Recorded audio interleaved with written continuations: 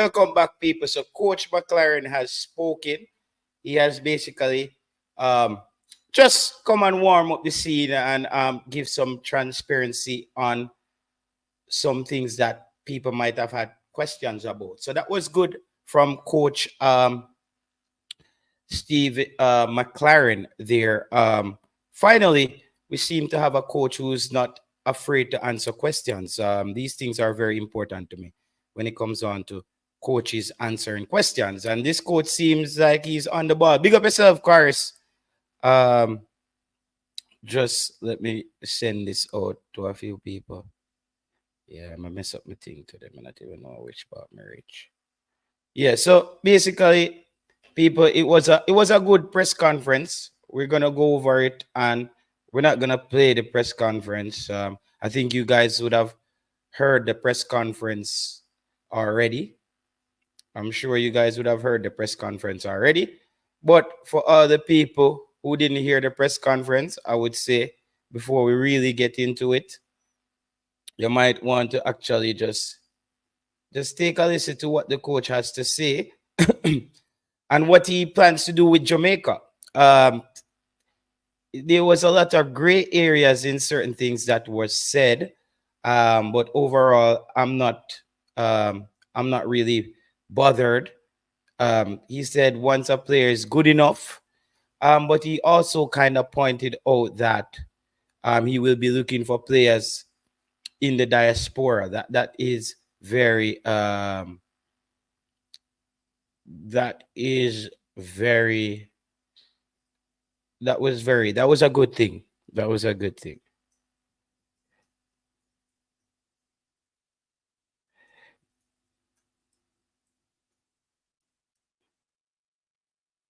Yeah, that was a good thing.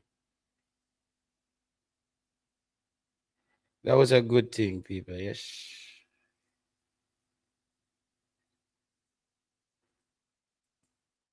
One second.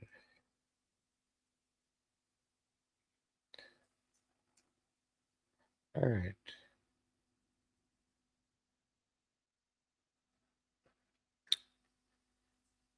Yeah. The way how the coach talk, JT, him can make you reach mountains if him have that, bro. Bro, you're right about that, brother. The coach seems like somebody who can motivate players. Yeah, I was just trying to send this to Cataract, but this start throw off my thing, bro. Yeah. 1 second. Yeah, my computer freeze up. Come open up this program to put the interview thing on, and it's just start behaving. Hold on, people. Hold on. Let me see if it works. Ay. Oh, no.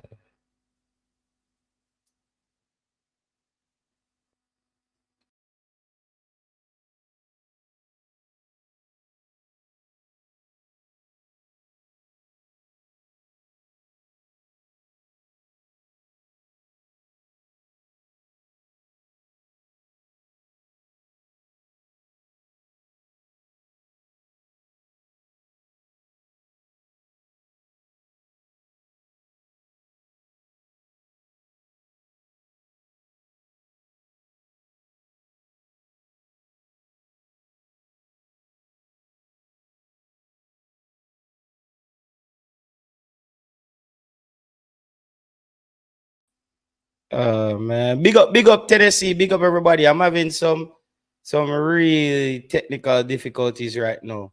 We need to solve this. Oh God, hold on. My system just show me it have me load this up and have the computer sitting here. All right, let me see if I can get this going again. All right, hold on.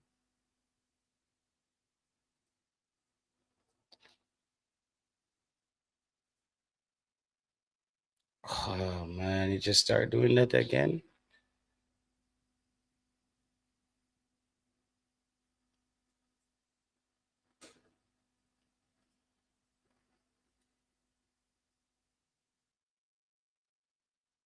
My system has slow down, people.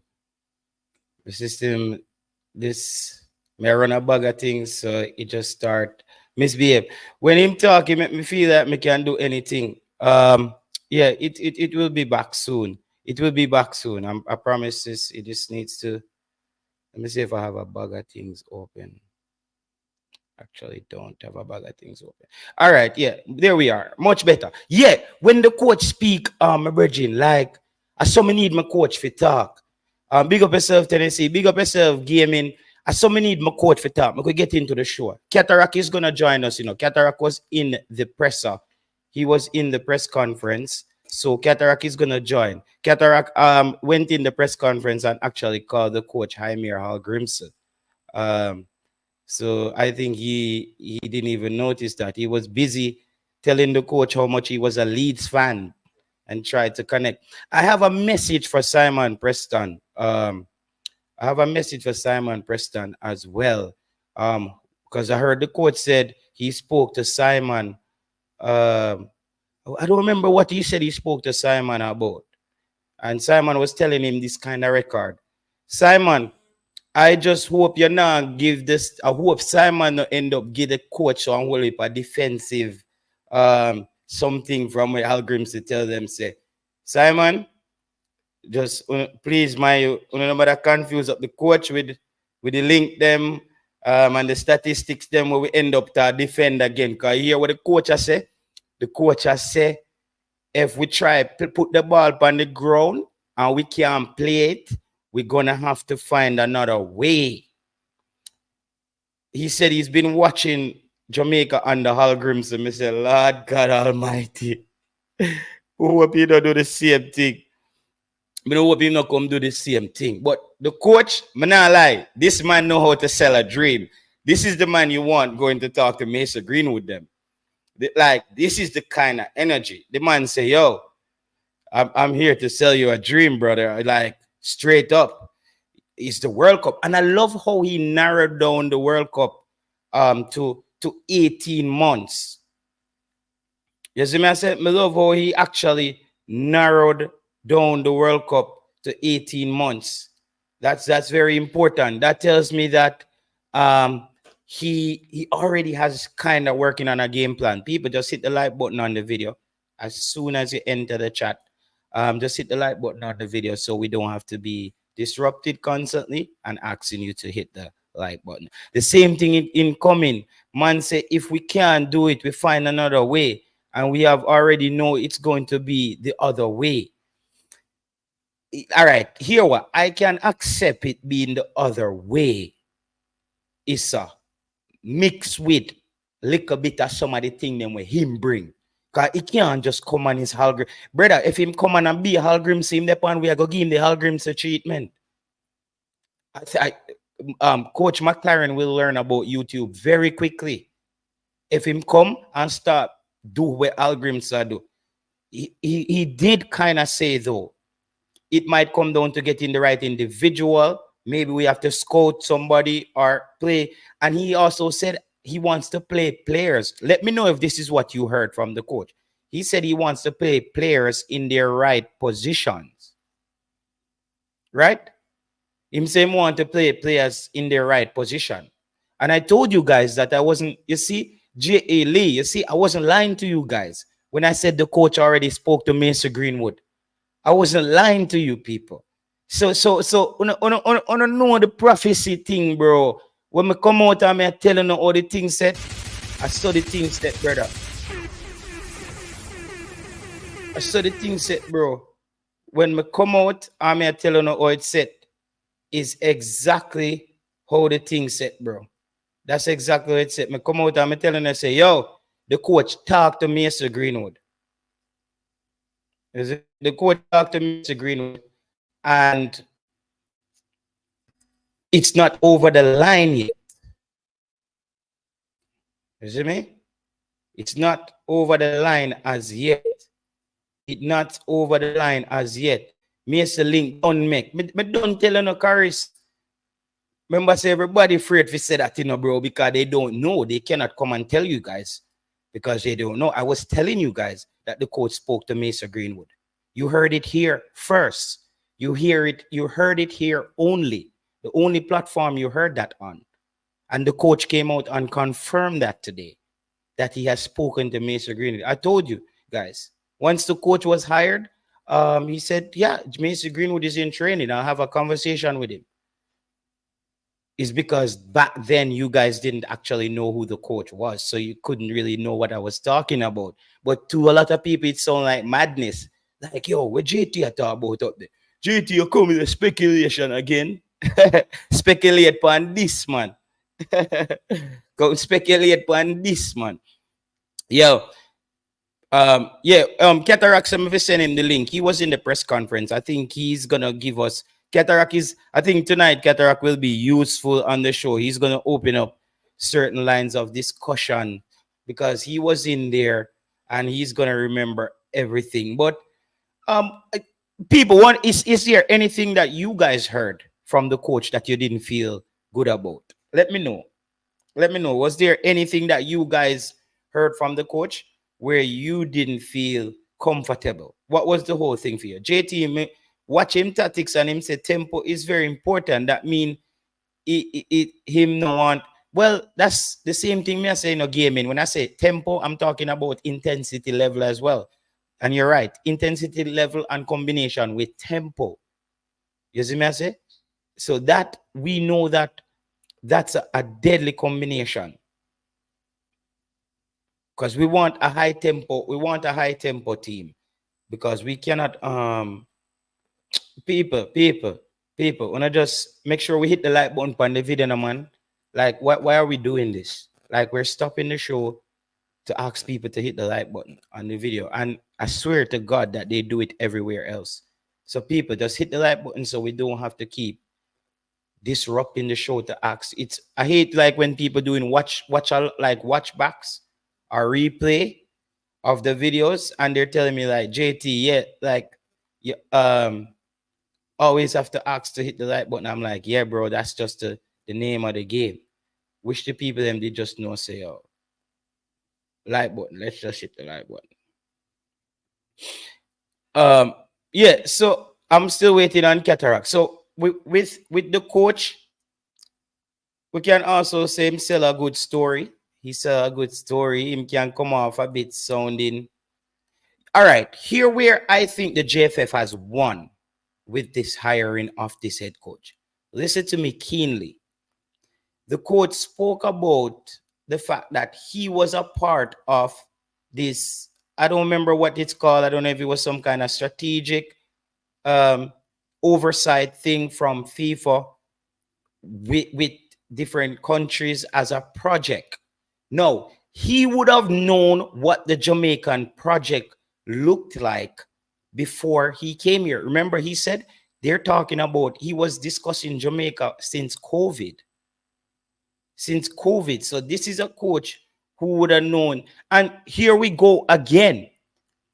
People, we like us here on YouTube can say the JFF is not making any progress. But guess what?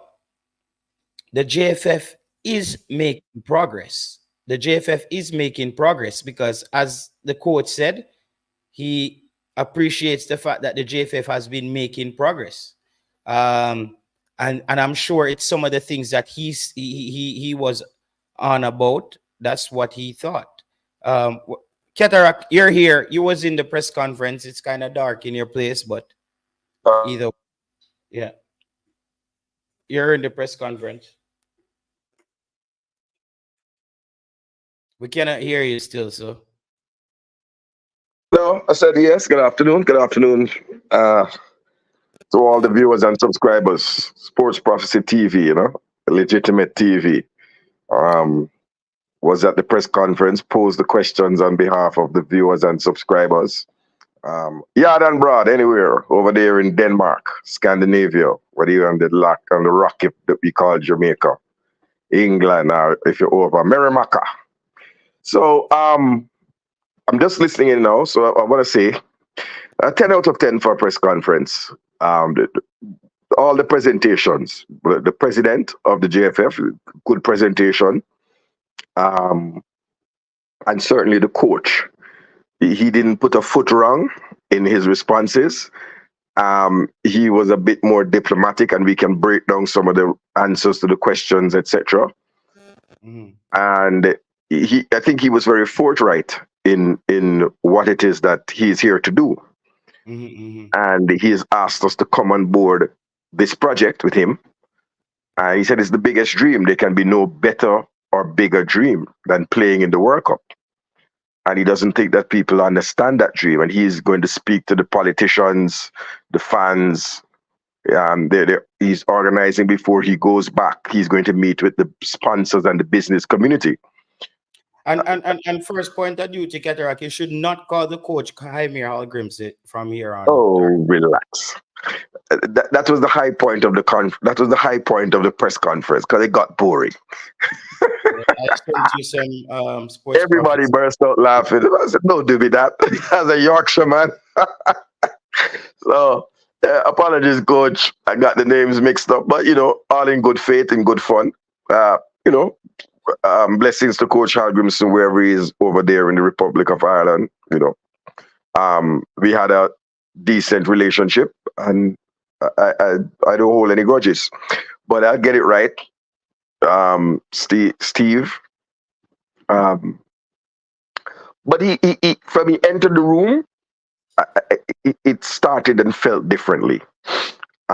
He walked around, he shook everybody's hand, he introduced himself. Everyone was able to introduce themselves to him. And for me, that is starting off on the right foot. That's showing me an experienced coach who understands how to work a room. And I really commend that start. So I think 10 out of 10 for me for the press conference.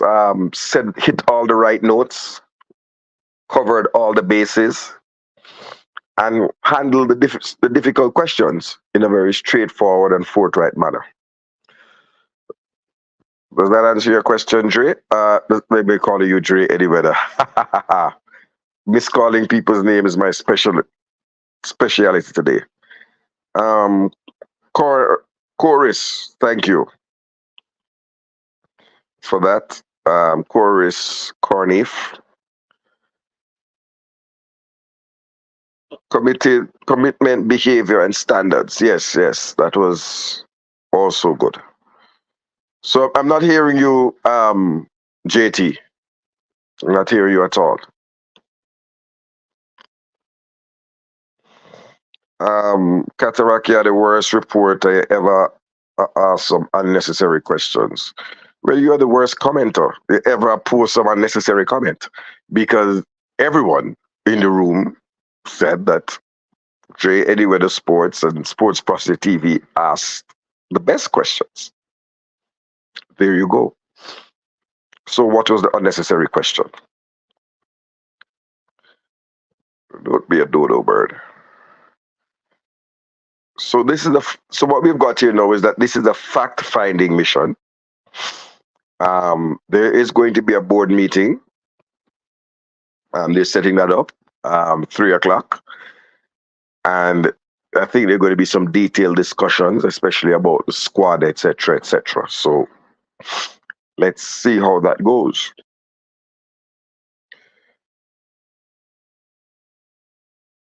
Where's Taylor gone?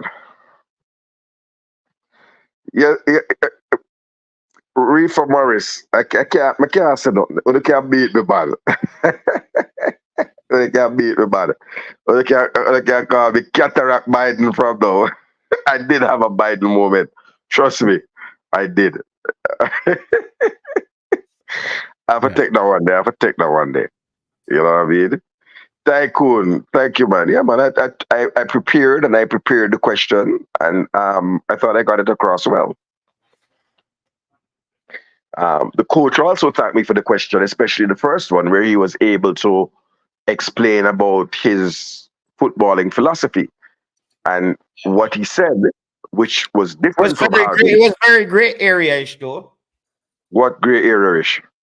What he was saying with the whole because that's he's saying his adaptation, and that was part of the interview. I understand that. Um, but he said he wants to learn based off the players that we have. I just don't want us to get caught back into the kick and run situation again because of these are the players we have. That was So the thing that I was a bit not sure. so the coach was clear. He said that philosophy is Mm-hmm. built on the players that you have. Mm-hmm. And basically, and in the quiet moments, he said, it's not like a club where you can go out and buy the players to come and play your style of play. You have to be adaptable to develop a style of play and a footballing philosophy um, that makes the best use out of the players. He also said something which Jamaican fans should be happy to hear. Square pegs in round pegs in round holes, In square holes. right? So no more taking a player and having them playing out of position. Yep. That's something I saw as a philosophy. For me to hear. So Damian Lowe back in defense.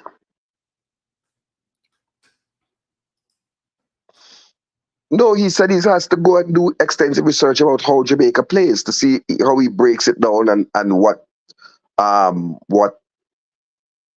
guessing what works and what doesn't work. You know what I mean? But, yeah, Nitro. Thank you, Nitro. You always have a hate of Jerome 876. Yeah, man. Bless up. You know what I mean? And bless up Patrick as well, you know? Bless up Tycoon, Lee. Yeah, man. So you see the comedian, well, you need to forget a good name, so I can just cuss him with a good name. J something gaming. Just go play some Call of Duty or something. Right? So where you want to start from, Jay Taylor? Because he touched a lot of topics. If you start from our questions, so the philosophy I think we will see on September 6th. As he puts some as he puts some of his pieces in play. But he also did say something that's important.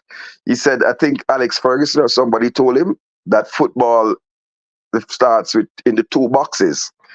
In your defensive box, you defend like hell, and in the other the opponent's 6-yard box, you attack like hell and put the ball in the back of the net, and then you sort out the middle. Yeah. I was a bit nervous on that because I think what he's saying is that he's going to set up the defense and set up the attack and let the midfield handle itself. So yeah, they just feel I didn't really like the sound of that either. Cataract. To be honest, I wasn't liking the sound of that very much. I really wasn't. Best technique, Skip. Big up yourself. Big up yourself, Lee, with a wrench. So, well, I guess that's the end of seeing the Cams play CDM and seeing central defenders play CDM. You know, I guess he will try to get the pieces working. So that's my thing on the philosophy. We'll see it. He got a chance to expand, but then he also said that I guess his philosophy is winning. That's also he went there, you know, and he went on to say it doesn't matter the quality of player or whatever the philosophy, you have to have those things which he said behavior, standards, and I think discipline, he said, but I know he said standards and behavior. And yeah. When me hear that still not Cataract, I'm hearing some potential clashing of heads going forward, you know, with this coach and players. Because any players who think they're not gonna come in and shape up, you're gonna run into a problem with a kind of coach like this. But the coach also stated that he does know how to handle stars. He know how to handle big players. I think Al Grimsey wasn't. I looked at Al Grimsey's track record. He hasn't really handled any big players. That what you would call Mark, like a Leon Bailey. He hadn't coached a player as big as Leon Bailey before. On the football scale. I can't say I delve that deeply. What I do know is that you can look into that, Cataract. Listen to what I'm well, saying again. Hal Grims had never even coached a player like Leon Bailey. Now we're getting a coach who coach kids like Mason and all of those guys are better. Cristiano Ronaldo, Paul Scott, like these guys would have this. I believe in repetition and muscle memory. Him seeing scenarios over and over. He must have an understanding why FIFA at least chose him as well to work with them. I know people is like, all right, and let me tell you this. Let me just say this. Big up everybody in the diaspora. Big up all the man them. Um, a lot of Jamaicans in the UK, they really don't like the coach. Okay, great, bro. You guys live there and you don't like the coach. He is the coach. We cannot do anything, right? I link up, as I was saying, Jamie, man. Big up yourself, Jamie. This is Jamie Lawrence now, you know. People hit him on Instagram. It's like, Jamie, man, saw your podcast, wants to know what's going on with you and football and your whole view on Jamaica. And we're just sending some voice notes back and forth and all them stuff. They have them on my phone.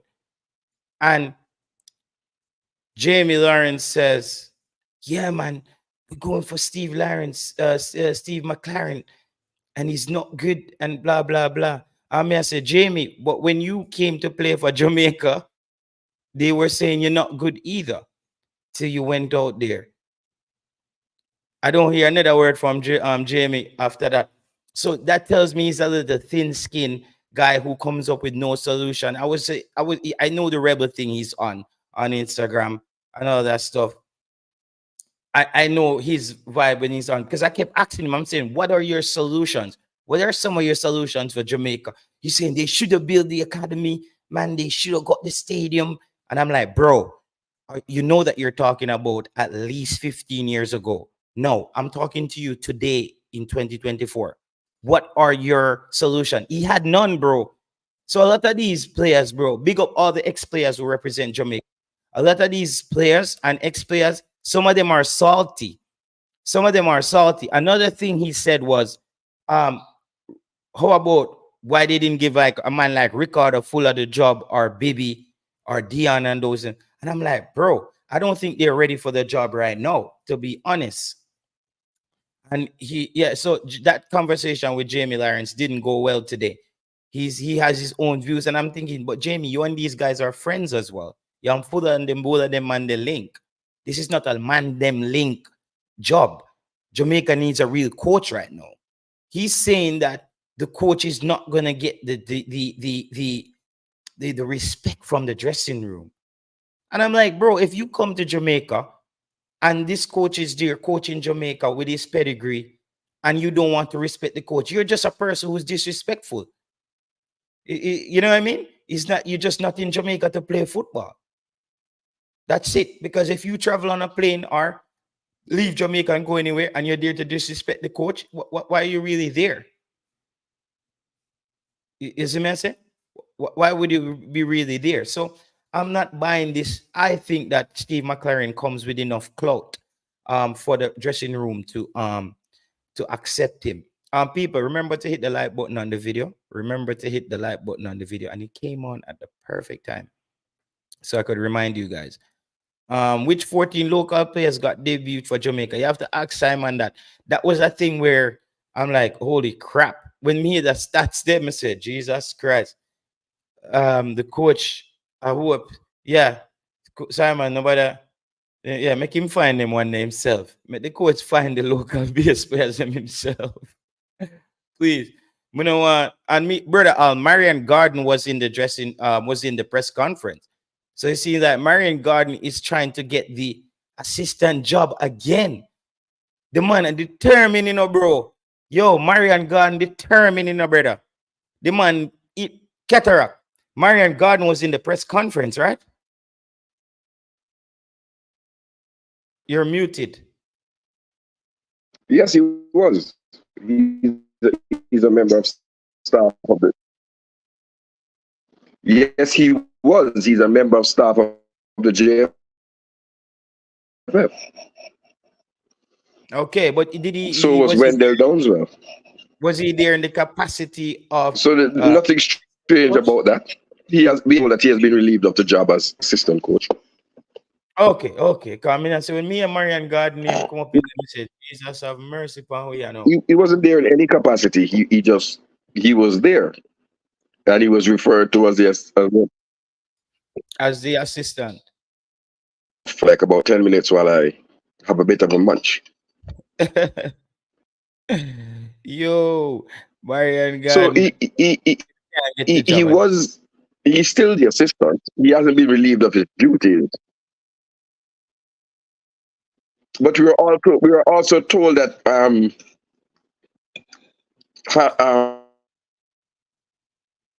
maybe Halgrimson, I'm going to say the same thing again, that McClaren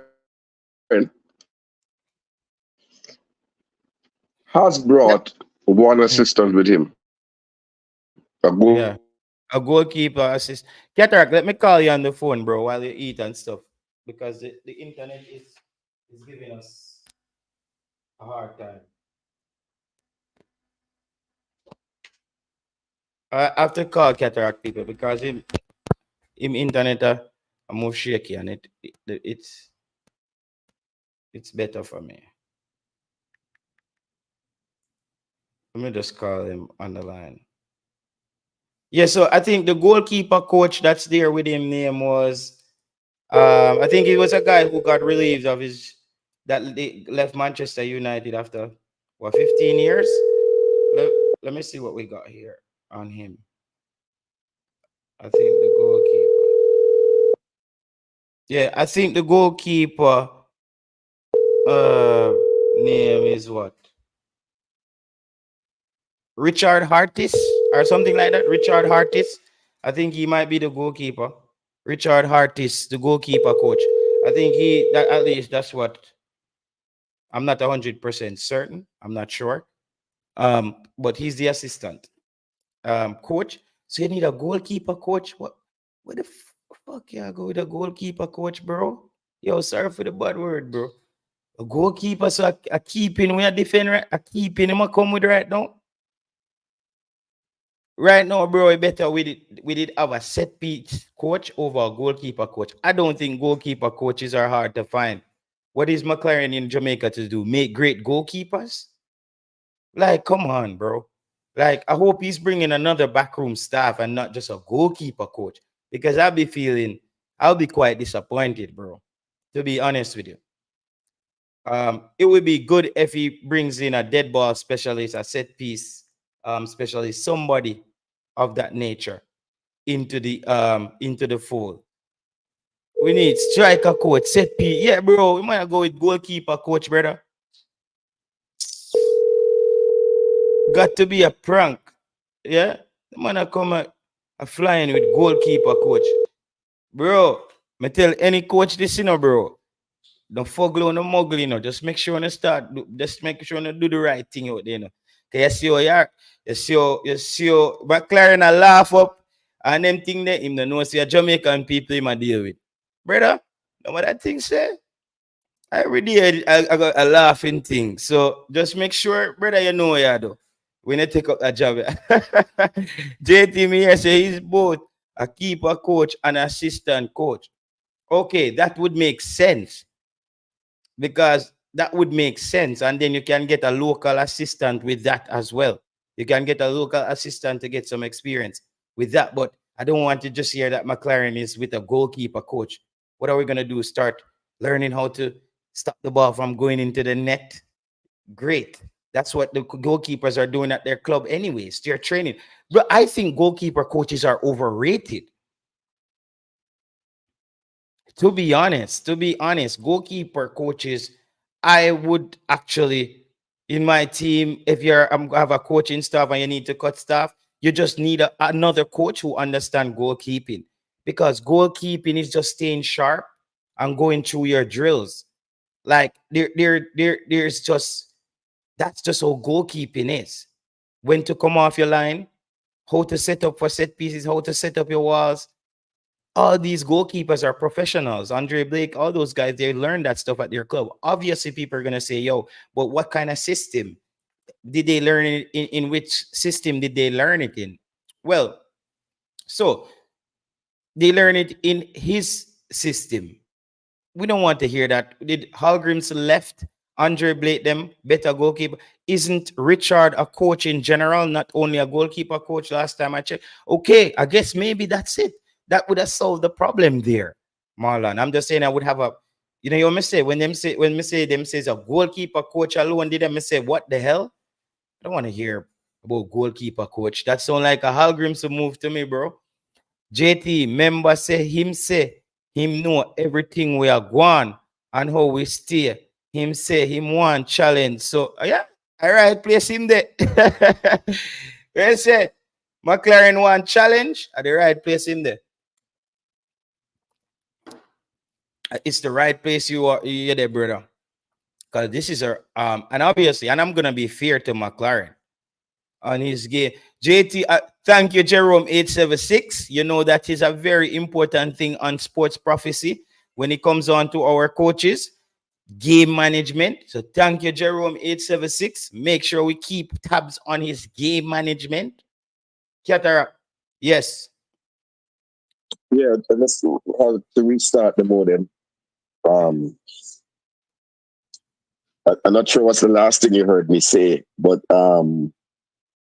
I wanted to just run through the various questions.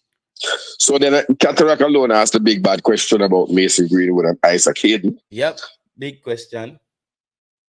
And the coach, he was happy for that because he said a couple of things. And so what I like here, Cataract, is that he answered you. I like what I like what the coach did. He answered you, and that's what I'm saying. I'm saying to Simon Preston, no, Simon, don't fool up the coach header, foolish, make him start become the secretive, hiding the squad and all these kind of bullshit. Like other countries are putting out squads way in advance because they know who they're working with. Please don't drag the coach into this Jamaica thing that you and Halgrims and those guys were doing with this squad last minute, like day before game squad. Please, that's all I said. I have a message for Simon Preston. Please, we want to operate like the other countries. When we look, United States squad is out, England squad is out, Mexico squad, Jamaica squad. Simon comes out, guys, on the 7th, it's 7 days before the game. Why the hell is only Jamaica 7 days before the game? People want to know the squad. People want to get behind the team. People want to know if they're going to the stadium and make plans. No, this guy seems like he's willing to talk. So, please, get the guy them bullshit mindset there. Because I know on a style. Because when him say ask Simon about stats, that's the first thing coming I made me say, yo, I hope Simon don't come with him fuckery. And I don't want to curse today, but I hope him don't come with that. With the squad thing, that needs to change. They build up anxiety in the fans. Every team drop them squad and then still ask people to come at the stadium. Who are the people coming to the stadium to watch? Yeah, bro. So that stupid shit has to stop as well. That thing with the squad, it needs to operate like, all the other countries. Squad a job, Jamaica squad for a job. Whoever, Mr. Earl, what name? With the brother name? Because I don't know who we need to get in touch with. Or we're gonna make sure that get fixed. Make sure that get fixed. Yeah. I would love to hear this about because it's love to tell me to keep on topic. No. Cataract, you're gonna be on topic. But I had a lot of technical difficulties, and I wanted to get this message out there today that we're gonna be on this. This squad bullshit, it aggravates the shit out of me. Like it builds up the fans and it crashes them back down. Till people I say, man, I just wait till you drop here, man. You know what they man they do? You're playing with the fan. If you guys want the fans on board, drop the squad in a timely manner, like all the damn teams, and stop the bullshit. The fans are out there buying the jerseys. They're showing up at the stadium. And you guys playing. And I don't know if we need to contact Conrad or Conrad shouldn't have anything to do with it, but I don't know. Earl Bailey, the whole I know. Simon Preston, don't do the foolishness there. And I need to contact management as well as a team manager and ask him, is there some set stipulation? Because that stuff, I think it has a negative effect on the fan base. The lateness of the squad. It's a hurry come up thing. So you've given your opinion. I don't think anybody can disagree that we would like to have our squad dropped in a timely and professional manner. Those in the diaspora can make their decision if they want to fly in for the game and those kind of things. And even the fans at Jamaica can make their plans. And I think it allows time for good and reasonable discourse. What I did say is he didn't duck any questions. So when the question of Mason Greenwood and Isaac Hayden came up, he was clear. I know those guys. Yep, I love that. And he said, I have their agent's number. I know them. I know their agent. I have the agent's number in the phone. 1 second, Cataract. Live radio. Me don't know what you want me to say to you, bro. Me just don't talk. Me just say what me say. Me don't know. Like, me don't want to argue with it about it, bro. A whole bunch of people want this. The fans them want to see the squad. You talk about if there a specific time release team federation is within guideline. What fucking guidelines you talking about, bro? You're pissing me off, bro. What guidelines are you talking about? The guidelines are what the other teams drop their squads on, where everybody drop the squad. I'm saying if we're gonna try to solve things, this is one of the negative things, bro.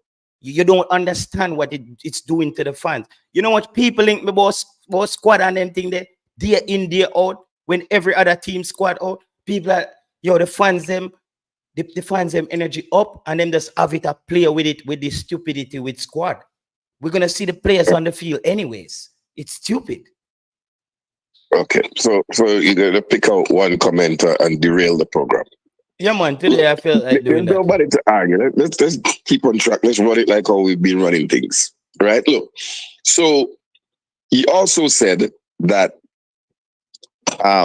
as soon as he gets back to England, he'll be driving to their home, and he said, I think he pretty much said Mason Greenwood doesn't, or these people that don't, and other players don't live far from him, so he's going to be pulling up at people's house to track the man. You understand? And I think that's a different approach from Agrimson.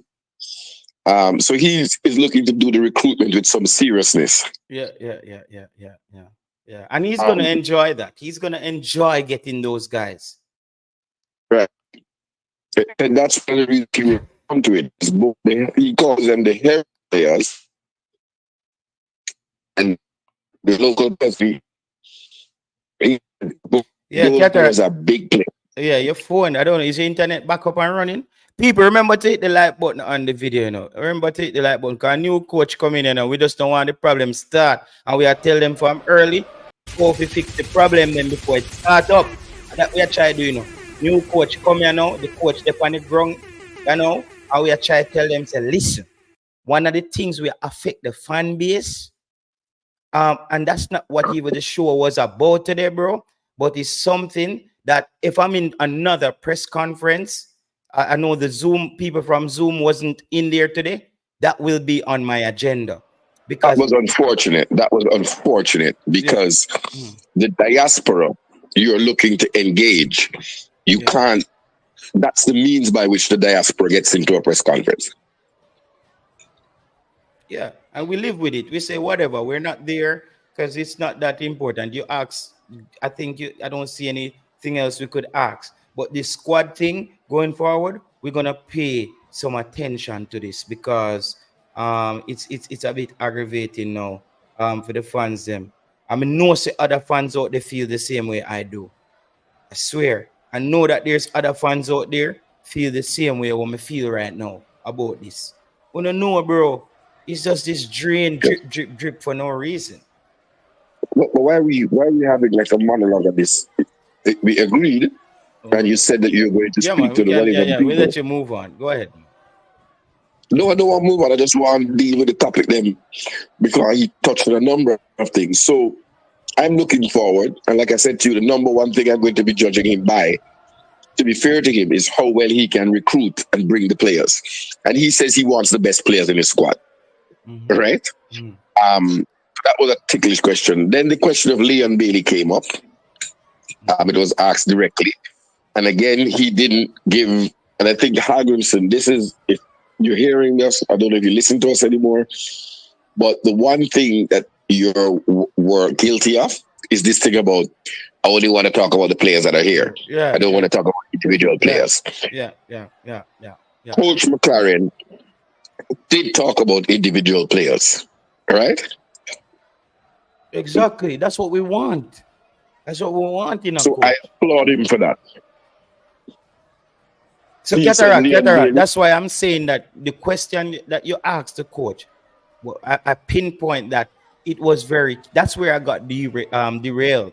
Is because I said the question you asked, he answered the question clearly. I'm gonna say what we don't want to see happen now, him start going at that thing there, where them start tell him a bugger thing, like say, yeah, that, you know, the talk about the player, you don't know if he's going at the squad, or, but you know for them, whole up mucky water thing. That's what I'm talking about. So, the Leon Bailey thing, he was clear. He said the boy is a top talent, and he says he has felt it at United. Played against him twice or 4 times in the 2 seasons, and he has been at the losing end. So I want the boy to play for Jamaica. Yeah. And he said he is good. Clean slate. That's what he said. Clean slate. Yeah, and that's what it is. And listen, when a coach uses the word boy, a coach using the word boy is a coach who is confident and have seen players come through for years where he's just, this is a talented boy right here. That's experience talking right here. Coach and player. Yeah. Me and the man. Yeah. I remember a little boy in him. So the boy, the lad. Yeah, the boy. Otherwise, I'm say the lad. It's like the talent. Yeah, but the big man. You can't size up with him. Yeah, that's what is a key thing. JT, me just feel this coach now go take no foolishness, and JFF can't sell him unicorn meat. I don't know. I don't know, bro. I'm just the coach. I just want to see. I think the only way we're gonna get to judge McClaren is just on the field. And his recruitment right now. That's all we can do. Just hope him. But this is we hope him recruitment works out, and we should see some. I don't think even if he recruits any players, I don't expect to see any new players. In September, because it's a short turnover, and I expect players to start getting dropped out of this team as well. I don't know who it is gonna be, but every coach is gonna drop somebody. Somebody's gonna get dropped. Well, Michael Hector is dropped. No, so Jamaica technically needs another center back. Why you said Michael Hector is dropped? He is without a club, right? Yeah, he's been released by Charlton. Been released. So when you've been released, hey Hector, what are you doing? Where are you? Oh, I'm at home still. It's just my agent still working on things, man. You know, we're trying to get it up. You know. Okay, man. I think Hector, no, that's unfortunate because, you know, when Darren Moore was trying to recruit him,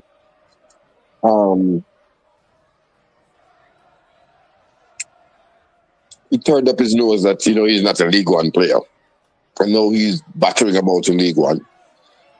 Yeah, and let me just give people 1 second, Keter. People, and the live ticker that's on the screen, the news that you're getting there is live. This is what's happening in the world of football, in the Premier League, Arsenal, everything you're seeing on the screen there on the ticker. It is live and accurate news that's in the news of the world of sports. Just to let you guys know that. So it's not just like, share, and subscribe running under there. Just to let you guys know that. That's very important. That's live news in football from all around the world. You're getting right here on Sports Prophecy. Make sure you hit the like button for that specific reason. You see me? I say, boss a real bullet. No, boss a blank. You see me? So please hit the like button on the video as I try to improve the channel and get things up and running in the right direction. There's a lot more to go. Want to get another camera and some better lighting. My lighting is terrible, and I need a producer for my show. And then, yeah, somebody we can build up them thing and do it over and over again. But that's another day. Yes. So Cataract, the coach, he's on the ground now. He said he's gonna go back. JT, you're gonna have to teach me how to do Blacklist Ravel That's the only thing I can. All right. So Ravel thing is, I saw a photo of Ravel. I think he probably put it out to hint where a guy had a book and he was talking to him. And I think he played in a U21 game yesterday. Um, he played in a against a Manchester United U21 game. So maybe somebody saw him. I don't care if Ravel is in non-league playing right now. He needs to be in Jamaica national team. Like that's one player where he just needs to be there, bro. Even if he's coming off the bench, because I'm also thinking what Steve McClaren can do with a Ravel. But a Ravel and Steve McClaren can also go very wrong, because McClaren can be a man who wants to hold down discipline and also takes the thing where he knows that Ravel maybe been a bit indisciplined at his club before, and now he might want to lay down the gauntlet on Ravel, and here you have a collision. So it can be a twofold thing. I agree with you.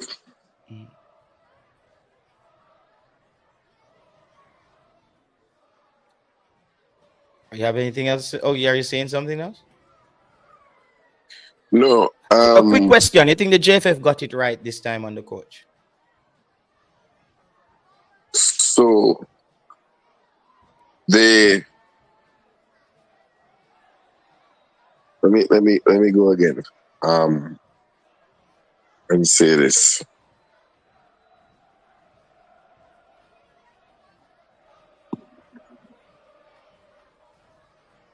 Let me go ahead and say this. What's going on? I'm not gonna comment on the whole Ravel thing, because I think some people are like big, like hypocritical. They're like, oh, Ravel can be. You talk about other players and go, oh, what tier is that they're playing at? So Ravel played a pickup game, which is a game that they have the Professional Footballers Association hosts every off season, where players who are free agents and can't get a club, they put together pick up a side and they play some friendly matches so that coaches could get to look at these players and they come back into their consciousness or on the radar. I don't know how Ravel performed. I hope he did well. I hope he's in shape. And I believe he needs to find a club and needs to be playing consistently. That's just my take. No, I am not the coach. Anything the coach said, may I work with that. Yeah. All right. Fair enough. What else was he asked about? He was asked about these local players. You know, there's always that guy who was there. And he was clear. He said Simon pointed out to him that 14 local players, I'm not sure why Simon's telling him this. That's why 14 local Simon players made their debut this year. Yeah, and that's why that scared the living shit out of me, man. Let me hear that. And he said, oh yeah, that's great, nice, but I'm not here for I'm here to qualify and win games. Yeah, I don't know why. So they have to be good enough. Why is he telling him that? How did that come in at the story? Really don't understand that. Yeah, like how did that fit in there? Like we're not talking about that, right? It's like somebody just walk past somebody on the road and them just box you. I had him not have nothing. Y'all like, yo, dog, what a while ago. So, so the pineapple them from St. Elizabeth sweet.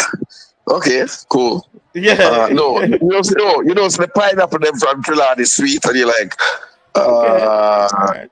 I don't think so, man. I get my melon and my pine them from St. Elizabeth. You go on up in the hill there with the yam. It had nothing to do with it, right?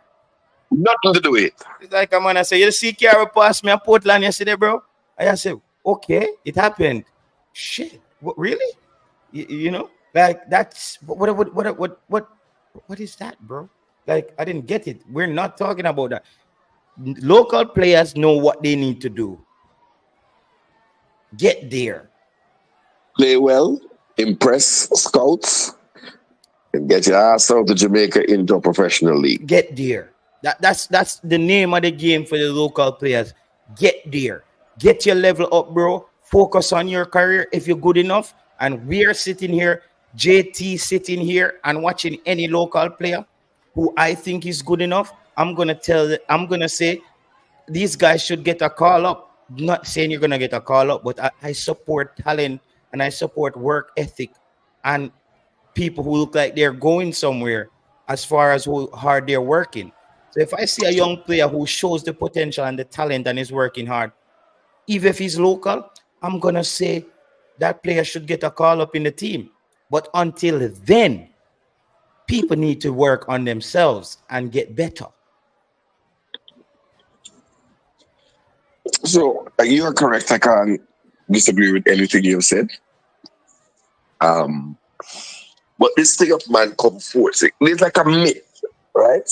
And then man like unseen were there and I challenge him. I was like, tell me who are the better players. And the company's still like, yo, we see enough man come from England and them no good. And we have better players than them. Okay, tell me the player and then tell me the one in the JPL that's better than him. And then he's like, yo, I don't really want to call nobody name. Yeah, you know, I'm a say, Baba Sam, I'm a Makuza.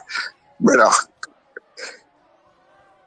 there are people who are paid to scout all over this globe for footballing talent.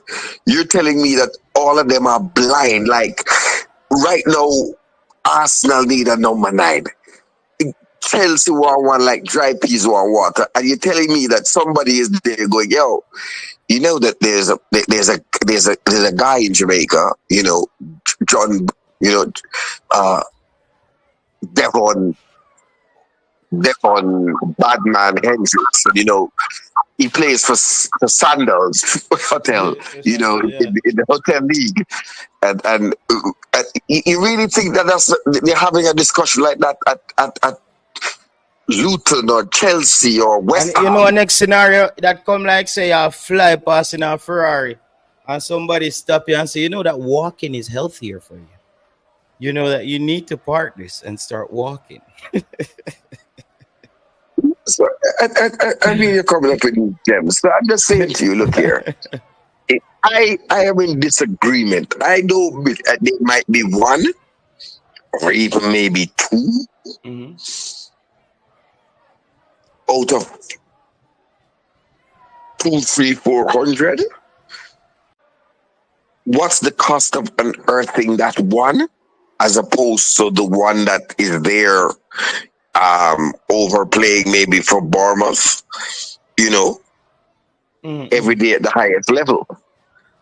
And we see and I'm sure this interview is going to garner again like a whole heap of press thing in England. But let's be clear. Look here. Within minutes of him speaking, there's been a player who has been elusive against Jamaica. And that player reached out. Ping, ping, ping. Message coming. Jesus Christ. We have stepped up a level. As a matter of fact, I think we have stepped up a couple of notches. Right? The JFF administratively and stuff like that has to be able to match it. And I believe we will get the best team both here on the rock and off the rock in the diaspora. We'll get a team together. That's what the coach is saying, and that's what we are backing. Yeah. We'll get that. Then he was asked a question about something like how he's going to get something done, and I can't remember that question. I don't know if you remember it, but he basically went and outlined this years of experience. And for the man, I think it was his dub up who came on here with the nice speaky spooky dub up who's telling you that he has failed everywhere. The man outlined how much trophy him win, bad man, including a treble. I don't think it was Dub Up who came on and said that. It was Aaron. It wasn't Dub Up in his nice little language. I thought it was Presser, right? Oppressor. Oh, I can't remember them. I don't know. There's all these, you know, local based, domestic based YouTubers that need to be trying to bust people food. So basically, he went through and let man know what his thing is. You know what I mean? That it's 35 years. Yeah, he said 35 years of coaching. He's not a spring chicken in it. And he basically said, he outlined where he's had success. Yeah. And everybody we have find problem with the coach, bro. Just support the team till we get another coach. Cause that alone me can tell you. Like, cause me don't know how people will get. Please, brother. This is a man working for FIFA who understood the Jamaican project. I understand say, I understand say we watch some big leagues around the world, but me feel that the big league them also mash up the people them head, you know, when it comes on to reality and international football. Like, bro, it's not like Chelsea where you just fire a coach and you bring in Maresca or you just bring in Klopp or Tuchel. Like, Jamaica cannot just do that. You have to find a coach who believes in the project and you actually don't break the bank, because if it doesn't work out, you're in debt. The coach would have already not got the job done and you lost big investment. So people have to understand that. And listen, Steve McClaren is taking a pay cut to coach Jamaica. I'm sure of that. I'm sure when you calculate pounds to what he's getting in Jamaica, he's taking a pay cut. And he's also, in a way, some would say he's stepping down from a more prestigious job. Still think, but you know what else, Mr. McClaren, you're smart. You're smart. You know why he's smart? Ten Hag, if Manchester United struggles this season, and this goes to the next part of the show, people. McClaren also knew that if Ten Hag struggle in the middle of the season, he's gonna lose. Ten Hag is out. I know he got the contract extension. I don't want to argue with anybody. This is just my theory here. If Ten Hag struggles again midway in the season, and we get back around where all this gossiping starting about Ten Hag has to go, and I think McClaren sees the water and realizes that, you know what? I'm seeing shore over there. I see some nice sand, some blue waters. I think I need to stop off over here in Jamaica. Listen, Erik, I will link up with you, bossy. But I'm gonna check out what kind of treasure I can find on this island called Jamaica. So that's how I think about it too. So we'll talk about, how do you think he answered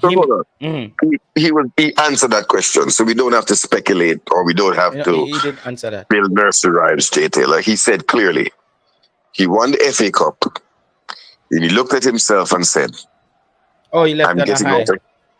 I am getting out here on a high." He didn't finish the sentence by saying, "It looks like the shit is about to hit the fan." So, yo, lick more of the parts. That's a you understand? It wouldn't surprise me if Ten Hag gets the chop in the middle of the season, and then McClaren is like, "Yo, Erik, forward, come on, Jamaica, come link up." See? No, you're really... It's gonna be like, I think the two of them plan up something. It would not surprise me if I see Ten Hag forward down here. If Manchester United release him, because basically he was saying, "No, man, listen, Cataract, stop the foolishness, man." Hold on. Let me tell you something. You cannot, two things happening. Let me tell you. You cannot go and talk to a coach that is contracted to a club. Cataract, who met the rum? Then tell Ryan nephew, then tell him that. Say, man, they need to know who make the rum. No. The rum, no.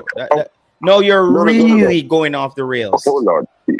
You listen, it is called tapping up, and you can face serious fines for doing that. You cannot talk to contracted players. You cannot talk to contracted managers. You can try to do it, but you run a big risk. And if you want to say, oh my God, and it's rum talk, just Google the name Dan Ashworth, right? Manchester United or Manchester City, one thing I think is Manchester United, went and talked to Dan Ashford, the technical director, sporting director from Newcastle. And Newcastle made a complaint. Mm. And guess what? They said, we're not letting him go, not releasing you from this contract. Go and sit and do gardening. Yeah. And they punish Manchester United. So don't. But Cataract, you're talking about Ten Hag coming to Jamaica as well. That's what I was saying. It was crazy. Oh my God, Jesus Christ! I'm being tongue in cheek. Okay, yeah. I was like, what the hell? Two of them, and he said it. He said it goes around in a cycle. He said that it goes around in a circle. Ten Hag was his assistant. He's come around in a circle to be Ten Hag's assistant, and now he's a manager. He doesn't want to be an assistant. Mm-hmm. He says you don't know what life brings. And he said he called the name Erik a couple of times. So, yeah, we have Peter Mystic here. Peter, what do you have to say on this? Peter, you there? Yeah. So you can hear me? Yeah, we can hear you. Yeah. Greetings, Cataract and JT. I just want to clarify a couple of things, With the question about Simon, telling them about 14 players, it had to be a question that the coach asked. I don't think the coach would come to Jamaica and not ask about the local local players, right? And so in the Peter Mystic. Yeah. Sir, the coach could bloody well go and look on the Jamaica national team, CONCACAF, and it would tell you all the players who have played international football and the clubs that they are attached to. You don't have to come and ask somebody that. You research that in 1 hour. Yeah, but if he can get that first hand from somebody who's on the ground and he wanted to have a discussion about it, why not? I mean, he could have looked, and then he could have asked Simon that question as well, and he could have. Yeah, but what he said was that basically, and I don't know if I got this wrong, he was saying, well, wow, great for you guys, but I'm not doing that shit. That's what I got from him. Yeah, I got that too. I got that too. That's why I said we shouldn't harp on it so much, because I don't think we should beat up Simon. I think it's probably a question. And Flavor Max, this is a coach and I look like Craig Butler go can control him, brother. Oh God, here you go. It's Craig Butler for control. Let's think. You said you had a couple of things. No man, it was. I saw me welcome Flavor Max, man. Go ahead, Peter. You soon come in, Flavor Max. No, but hold on. But you're gonna allow Peter Mystic to finish? Yes. He said he had a couple of points. Yeah, I'm listening. Yeah, man, I have two more. So on the basis of the assistant coach, he did say sometimes I have to listen good and try sometimes read into what the coach is saying or whatever anybody is saying, because he said he has an assistant and he named him, and then he said he's also a goalkeeper coach. So Okay. Yeah. Because people tell me there's a goalkeeper coach him forward with. Right. We have to listen good. And the third point, which I think is the most important, when you and Cataract was saying, boy, I don't like how that sound with the defense and the forward, and it sound like him make the midfield start out. Yeah, he never really said that. What I got from that. In fact, I want to try to repeat what he said. Yeah. I have to remember now, anytime we talk about a person's statement, we have to take into consideration the question that was asked. So the question that was asked was about the midfield, that Jamaica have a midfield problem, right? And pretty much the coach acknowledged that, Yeah, him say, I watched it and I saw him kind of do a little thing with the right. Midfield. Yeah. Right. And then he alluded to Alex Ferguson, and he said, and I'm gonna try to say what he said in verbatim. He said Alex Ferguson always told him this. He said, in your defensive third, you defend with your life. He said, at the other end, you try and get as many players as possible in the box to score. He said in the middle is where the fight is. Yeah.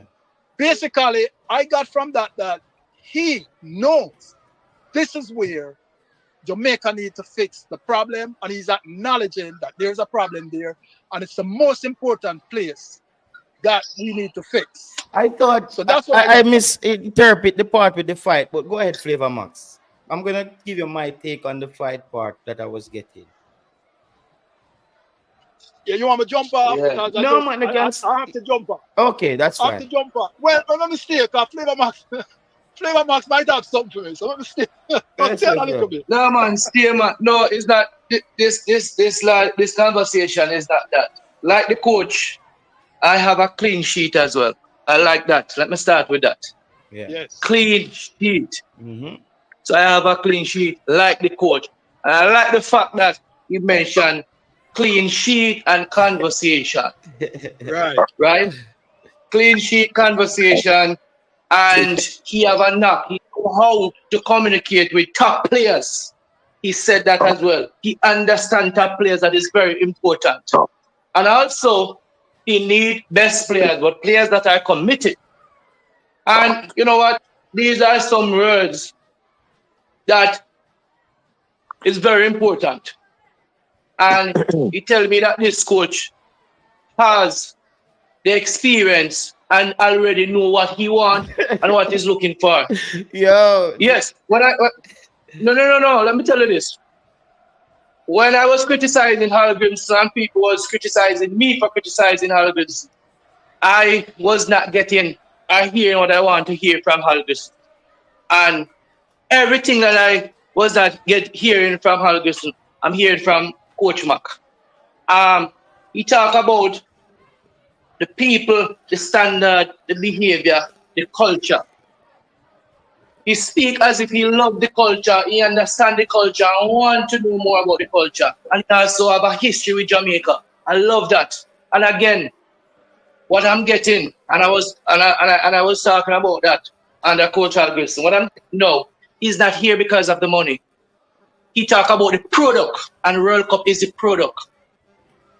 And to me, he want to go to the World Cup just as how us, the fans, and Jamaica want to go to the World Cup. And for me, that is important. Because if I just money, Jamaica can't pay nobody for them to take this thing as their own and take us there. You have to have a personal passion for the program and see World Cup as a product and want to go there. And this is what the Coach Mark sound like about. And that is very important. And I tell you, JT and everybody, me feel comfortable with this coach. This was a good selection. And I am 100% on board. I wish everybody just turn a clean sheet and welcome everybody on board. Give everybody a chance. Start over. Flavor Max. Yeah. When you hear Cataract in the press conference,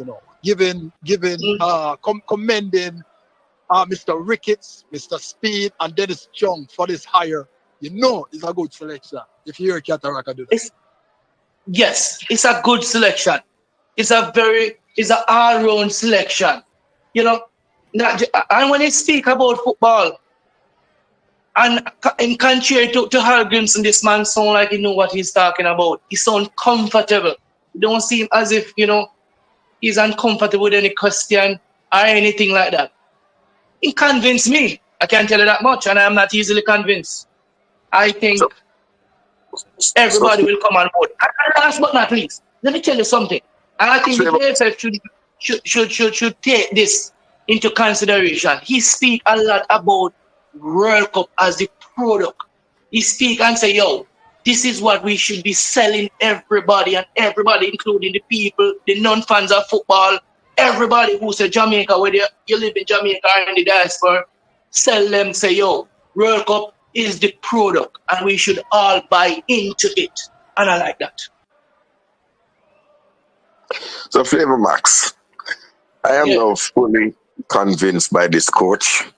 Any 1% doubt I had is gone because the coach was able to have Flavor Max give 2 presentations over about 10 minutes and not mention the name Leon Bailey, Whisper, or Craig Butler. That has never been done before. So kudos to Steve McClaren. What you don't realize, many have tried, and all have failed except Big Mac. So, but very cogent points taken from the whole press conference by Flavor Max.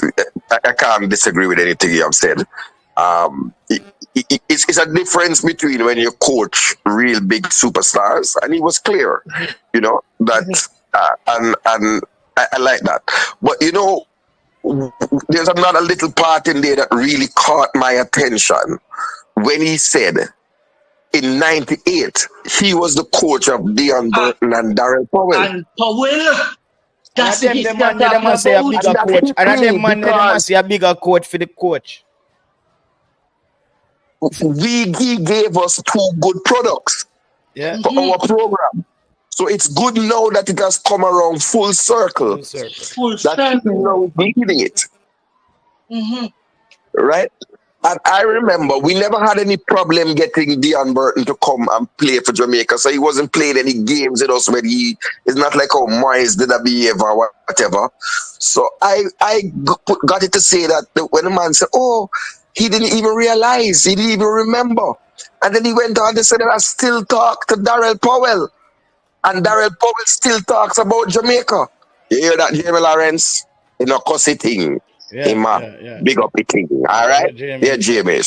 Do better than that, man.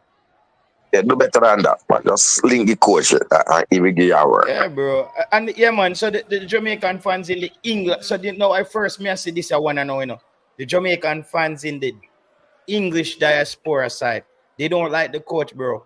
I haven't got a good review from one person out of the UK. That's a Reggaeboyz fan who's behind this coach. But I don't let that deter me because I think that Jamaica is a different project.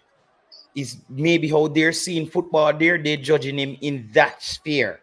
I want to see how he operates in a different sphere. With almost, remember in Jamaica have 7 Premier League players at one point on the field or something like that, or in the team. So now he's almost like how you had John Herdman over there in Canada. And Canada started to look like a mid-table Premier League team when they start coming together. That's what I want to see from this coach. Getting this team to look like a team that can do something like Brentford, Brentford and Brighton, those teams, they weren't the biggest teams, but they could have beat the big teams. But there's certain teams are going to let them know their levels. But Jamaica the same way. There's teams going to let Jamaica know their levels. But we want to be able to know that what we're doing can work against anybody if we pull it off properly over and over. Continue, people. Yeah. So, some other man voice. So I was impressed about the Darrell Powell thing. And it told me that he's been in touch with the Jamaican culture. So I don't think he will have some of the culture shock that Hal Grimson had. Yep. Right? At least I'm hoping that. And what also impressed me is that when he was asked about Bailey, he said, yeah, I'm going to, as soon as I land, I'm going to drive to the man's yard. But Cataract, what I did say on the show. You notice he didn't say call him? You notice he didn't say call the player? He said they don't live far from me, so I'm going to be driving there. Ratted. Yo, this is Flavor Max part. He's going to talk to Leon Bailey. No, he's going to have to talk to Craig Butler. No, hey, that's... No, he must have got to talk to Leon Bailey. He must have got to talk to Craig Butler. I don't know, Satan, brother. I know their agents very well. And so yes, he must go talk to Craig Butler. We get to Leon Bailey.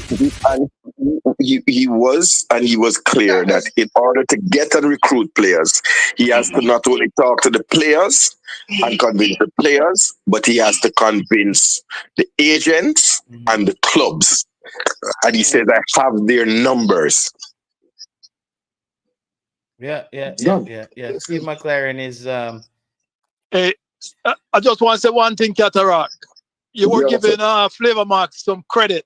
Be careful to give him credit too quickly, because Flavor Max did mention Leon Bailey without mentioning Leon Bailey. I just want you to know that. No, Flavor he didn't Max say the is word. Flavor Max is very clever, Yeah, we see the people in that comment all right, say we know where this is going on, the people them pick up with Flavor Max. Where Flavor Max are going on, brother. Yeah, man, Flavor Max is very clever. Flavor Max, easy, brother. Don't let them dry out, man. Don't let them dry. Martin Baker, what you have to say, Martin Baker? Big up, big up. You like the coach, you blown on whistle out here, say the coach, red card and anything. You like the coach? Yo, JT, let me tell you this, and I like the question with Cataract asked. The most I question them, I like it. Mm-hmm. Always about if somebody for sell a dream, and whenever the fans, everybody can agree, so we never feel a dream, even though you really dream. We never feel you two really dream for the fans, them, and we till me I get depressed. Cause me never still see the dream, but me not tell a lie now. Me don't know if this man is a speaker. He's a good. Either he's a good snake or a salesman, or he's the man. Me don't know if the man is a snake or him just is a God sent man to try get Jamaica football to the next level. But me can say this man look like him can sell one local dirt for $1 million. Brother, all right. Wait 1 second. What? Steady. Stick up in the Martin Baker.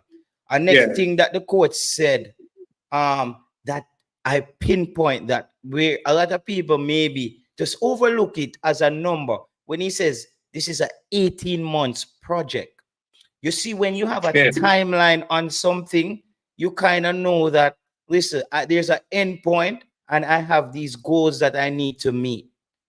Are these, you see what I'm saying? So he knows he's not going to be in Jamaica forever. So basically, him talk up the thing like, let's get to this World Cup. You think Steve McClaren wouldn't like to go out with a bang? Take Jamaica to the World Cup, got a second round and get trouble buckle England. That would have been the money at dream if we do that as well. So I like, as you said, I like the drive that's mixed with what we got. Yes. It is. He speak about the World Cup are being able to qualify the coach in the World Cup very highly. He speak about that very highly. That's a drive. That's a personal goal for him. Yes, I like that. You know? Yeah. And that is very important. Al Grims never sound like him busy about going to the World Cup. He just want some money. Al Grims is, no, this a coach I make Al Grims sound weird. And about the midfield, about the midfield, when he was answering the midfield question, what he said, and I never really hear anybody say that before. He talk about recruitment, one, but he also talk about development. He said, we're going to recruit, are we going to develop? Or it might come down to an individual. So he had all the options on the table. I can't recall anybody use that word, development, develop somebody, develop a system, develop. You know? So I like how the man sound here, man. And Flavor Mouth, let me tell this to you, Martin Baker. JT, the next thing when we love about the coach, you know, and where Flavor Max said develop, but one of my key thing when we know say, me have a look hope with a coach and nobody can push any ball upon him. Even though him said develop on the player, he just have to be committed as well Flavor Max say, and he have to can just meet the level. If he look like that coach and say, if he don't meet the level, him honestly would have said, bro, yes, the fans they might have pushed it in. Yes, everybody say might, but he might have to work on this before he can even. So and him approach it over across the board. Him not just local baller how we treat him say overseas baller them have to have the commitment and have to match where him want. And the local baller them have to have the commitment and have to match where him want. So that give me a positive say that man is serious with the job. And me just want to see, me can't wait to see the first match. Never, to be honest, me and one of my fans them never excited about September 6th. Because I be a thing that go on and me that hear how much coach on this, but other coach Bring cross it and big up JFF. Martin Bate. Yeah, JT. Me I done quick. Big up JFF. Oh, the platform look very professional. Me have to give them.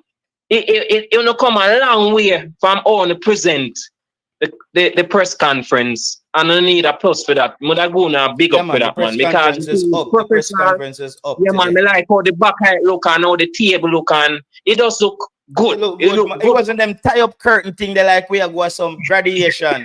Like I used to hate see that you see man. Like the work at Jamaica cloth them tie up like we do graduation. Come on, bro. Yeah, it's international football. We love that part about Jamaica, but this is not it. You see me? Yeah. This is not what we're doing. What we're doing now is some professional world-class stuff we're trying to get to. You see me? Yes. I think though, as you said, you touched on a point there with the coach. And next thing where players need to know, this coach will have no reason to play you in the team if you're not that good. Because he doesn't know you. Yeah. He doesn't owe you anything. JT and the experience him come with. I mean, I think nobody can fully scout them. We see one on YouTube to kill that ball to blue. That man experience him of the amount of league and the type of coach them they run and the jobs them have.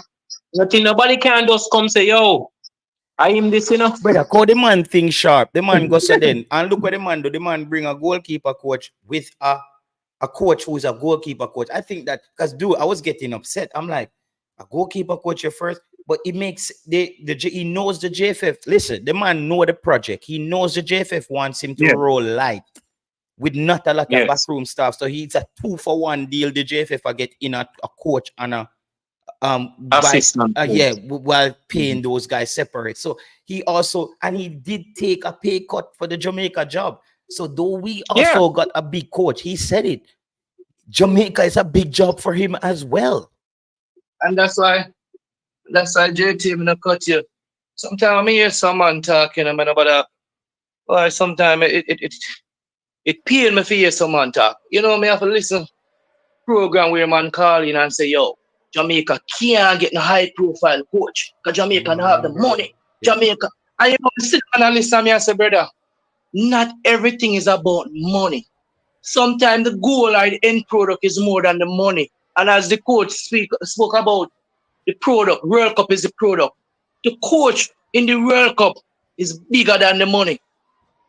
Yeah. And I said, Jamaica, the country, and the opportunity that we will be presenting to a coach is bigger than the money. People will turn down money to be able to coach in the World Cup. I mean, when some people don't think like that. No, Jamaica, when the man come out and say, yo, we have some high-profile coaches that apply for the job. Like JFF tell, like Speed tell, like me, I say, brother, come off of the phone. And then some have to go on sometime when me hear some man talk, you know, and look. This man is a high-profile coach. But never tell a lie. Yeah. Everything is not about money. Brother, and listen, Flavor Max, I hit the point them now, you know. I hit the point them now, you know. I like how the coach emphasized that over and over. He knows the JFF is not that wealthy organization right now, and he knows what he's getting himself into. He knows that because he was there at FIFA when they send the auditor as well to Jamaica. So he knows Jamaica's situation. So people need to understand. So you hear the man say, hear the man say, it's not about the resources. You know, hear him use that word. It's not about the resources, it's about the people and the culture and the commitment. Yeah, and the standard. And that's where him have the little Rene Simoes vibe. I think that's something Rene Simoes would say. That's something Rene Simoes would say. That's what me say, man. Put a small one piece of $1 million, man. Yeah, the man. Well, me as a fan, when you know me there as you too, me there for watch and as a Flavor Max and Catara. Me the coach I give me more belief because him straightforward and him just come frank. And I mean agree with the JT thing. I don't listen to Radio 11 when they talk about Simon and them man they. Me hope none of them man they don't go in a coach head and make the coach disappear, and that me feel kill Grimmy, you know. When I see the time when I see Grimmy disappear and just a dodge question, that was done for because you see that they know Martin. it spread a bad Me energy in agree the with you, air. JT. I agree with your cause. I hope they make the man drop him squad when he's ready. No 7-day limit and no madness. Because and also football run. And also football run is just a people are pushed for them mindset pan the Jamaica people them. And also football run. And you know what I'm gonna be doing on this channel? I'm gonna check the dates where other fans are, other squads are dropping their their squad. And if Jamaica is not dropping their squad, we are telling people not to go to the games. They need to listen to the fans. They need to stop that, man. Yeah, they need to stop that, JT. I agree with stupid, you. bro. I need to stop it too, man. Yeah, man, because we need to push back on this. The squad we're not asking them to drop the squad a month. We're not stupid. But obviously there would have been a time when you contacted the club, and we now know that these are the guys who are going to represent Jamaica. People start get used to the players. A lot of times the people don't even know who are the new players playing for Jamaica 7 days before. A man just see the thing pop up on Instagram, and at this time I get to know the player them. 7 days. You don't understand. So people don't understand. So that's where that break off is between the people and the team. A lot of people don't really know the team. And the JFF, I'm telling you guys, this has a psychological effect on the atmosphere when it comes on to the fans. This thing with the squad. And Grimmy fell into the trap. That's why the Leon Bailey thing got messy. It became that whole squad hiding problem, Martin. And a squad hide-up problem that caused the Leon Bailey whole kick-up thing there too, Yes.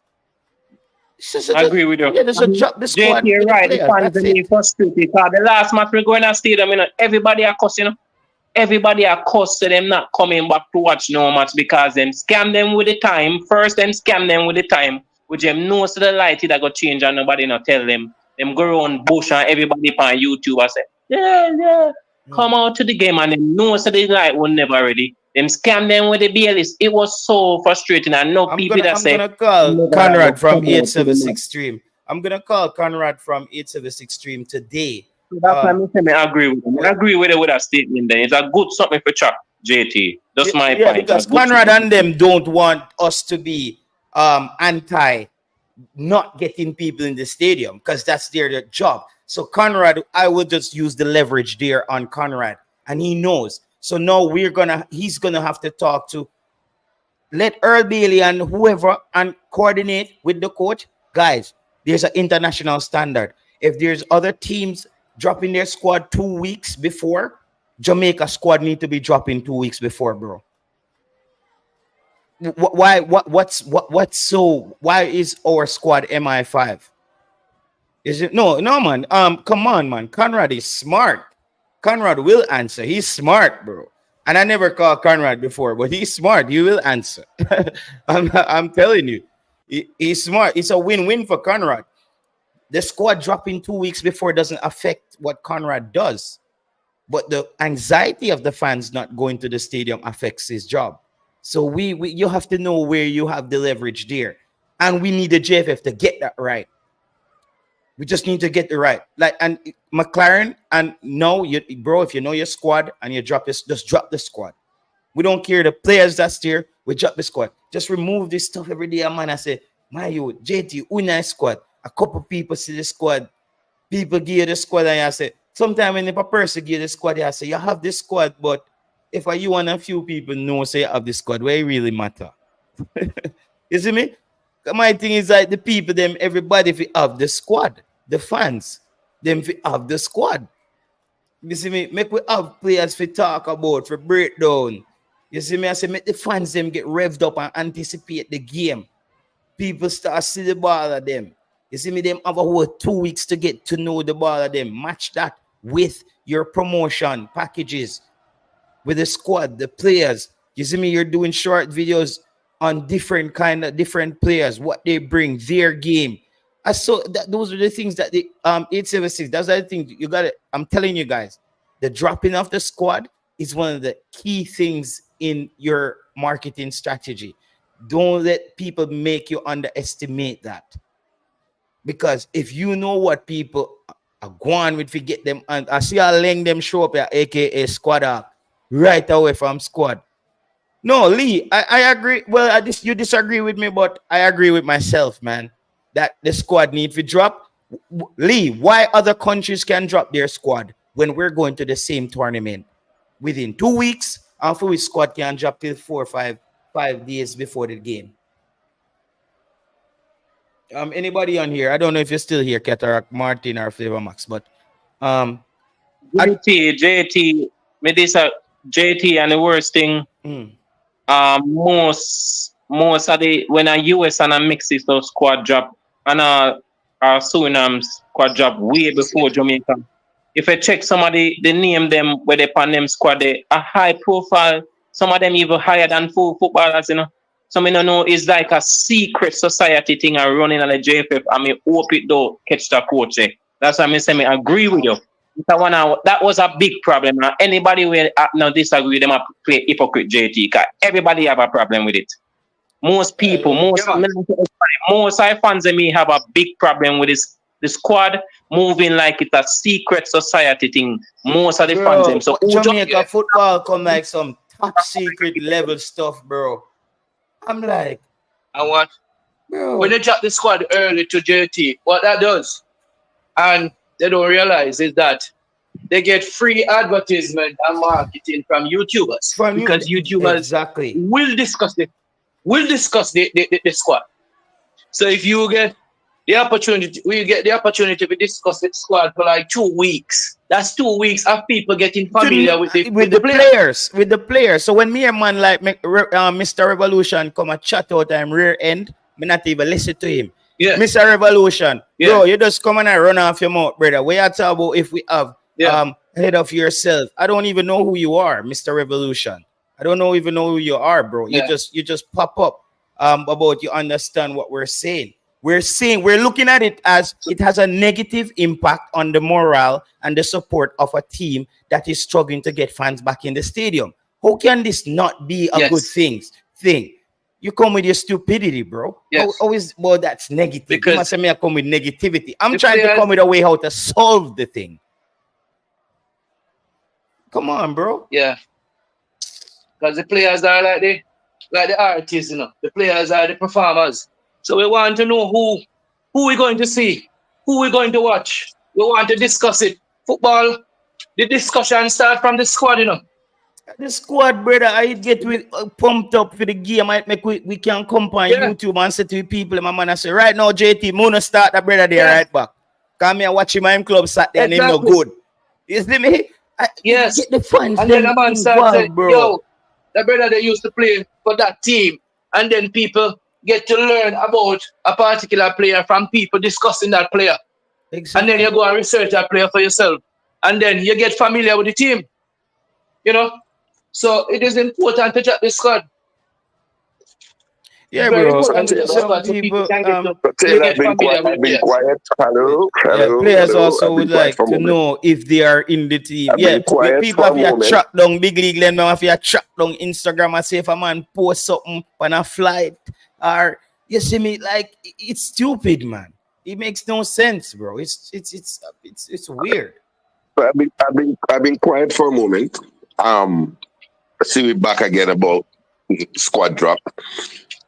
Nobody can disagree that a squad that is presented to the public in a timely manner and in a professional forum, which is normally a press conference, and not dropped in the middle of the night on Twitter, that augurs well for the marketing and promotion of the game or the tournament. That is beyond sensible reasoning. Anybody that the people have given new name, you know, bro. No. Every time I talk, it just interrupt me, that can't get that. No, this you not get to it, no. You not get to it. The people must say your name Algrims, you know. I don't call me. Go to press conference. Go call the coach Algrims, brother. You need to be busy trying to let the coach know you were a Leeds fan. I think that's what distracted you. You didn't stick to the assignment. I did not. I did not say that. I certainly did not. I said that at the beginning of my presentation when I introduced myself to him. That we are both from Yorkshire. He's actually not a Manchester United fan. He's not in in his playing career. He never kicked a ball for Man U, right? So that being said, I made the error and I will live with it. But you've now thrown me off the point that I was making, and it could have come up at any point. At that psychological moment in time, you want to say, "Oh, somebody in the chat say Al Grimson." Yeah, right. So, yo, look at that! I got read the comments, bro. No. But this, oh God, okay, fine. It's a comedy show we having. No, but I just when them start do that because you just bring it back to Cataract. Cataract, you're a man we talk about a whole bunch of things, you know. Me there for almost 2 hours, and you're telling me that a minute of being jovial and having a laugh, you're gonna penalize me. I don't have a problem with. I don't have a problem with it. But when I'm talking about the fact that we're going back again to your man to drop the squad earth. Yeah. We already said that. We already went through the benefits of it. You already gave a plan that said you're going to speak to this and that person, and just do that. We don't have to have like 90 minutes of talking about ban for drop squad early and that was what we were. Listen, Cataract. That was what we were talking about. We don't know if you took a nap as you usually do. I know it's your time of day in Jamaica. Where you tend to nap. You tend to doze off. I remind you, you tend to doze off at times. I didn't know if you dozed off there. I was not taking my siesta. Okay, right? like you're Spanish. I was listening, but it becomes redundant because there's no other argument you can make. Yeah. 14 days before an international window, all clubs have to agree to the release. Yeah. So up to 2 weeks ahead, or at least a week ahead, you can give the squad. Then the excuse that they would say that, oh, somebody could get injured or whatever. Damn right. Yeah, if somebody get injured. Even when you give the squad, 1 day before, and the players them come on the flight, somebody could trip and fall down by the airplane step and can't make a squad again. So what? We know that.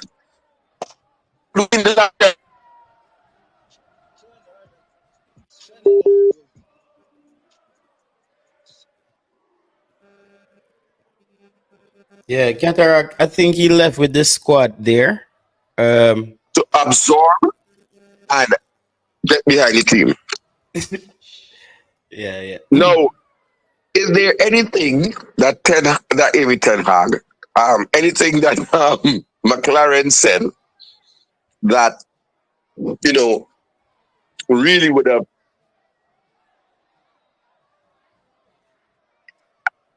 what I want to come to, the people in the press, the man them can ask some good question, like big respectable. Bad boy, are you take the press conference today, though?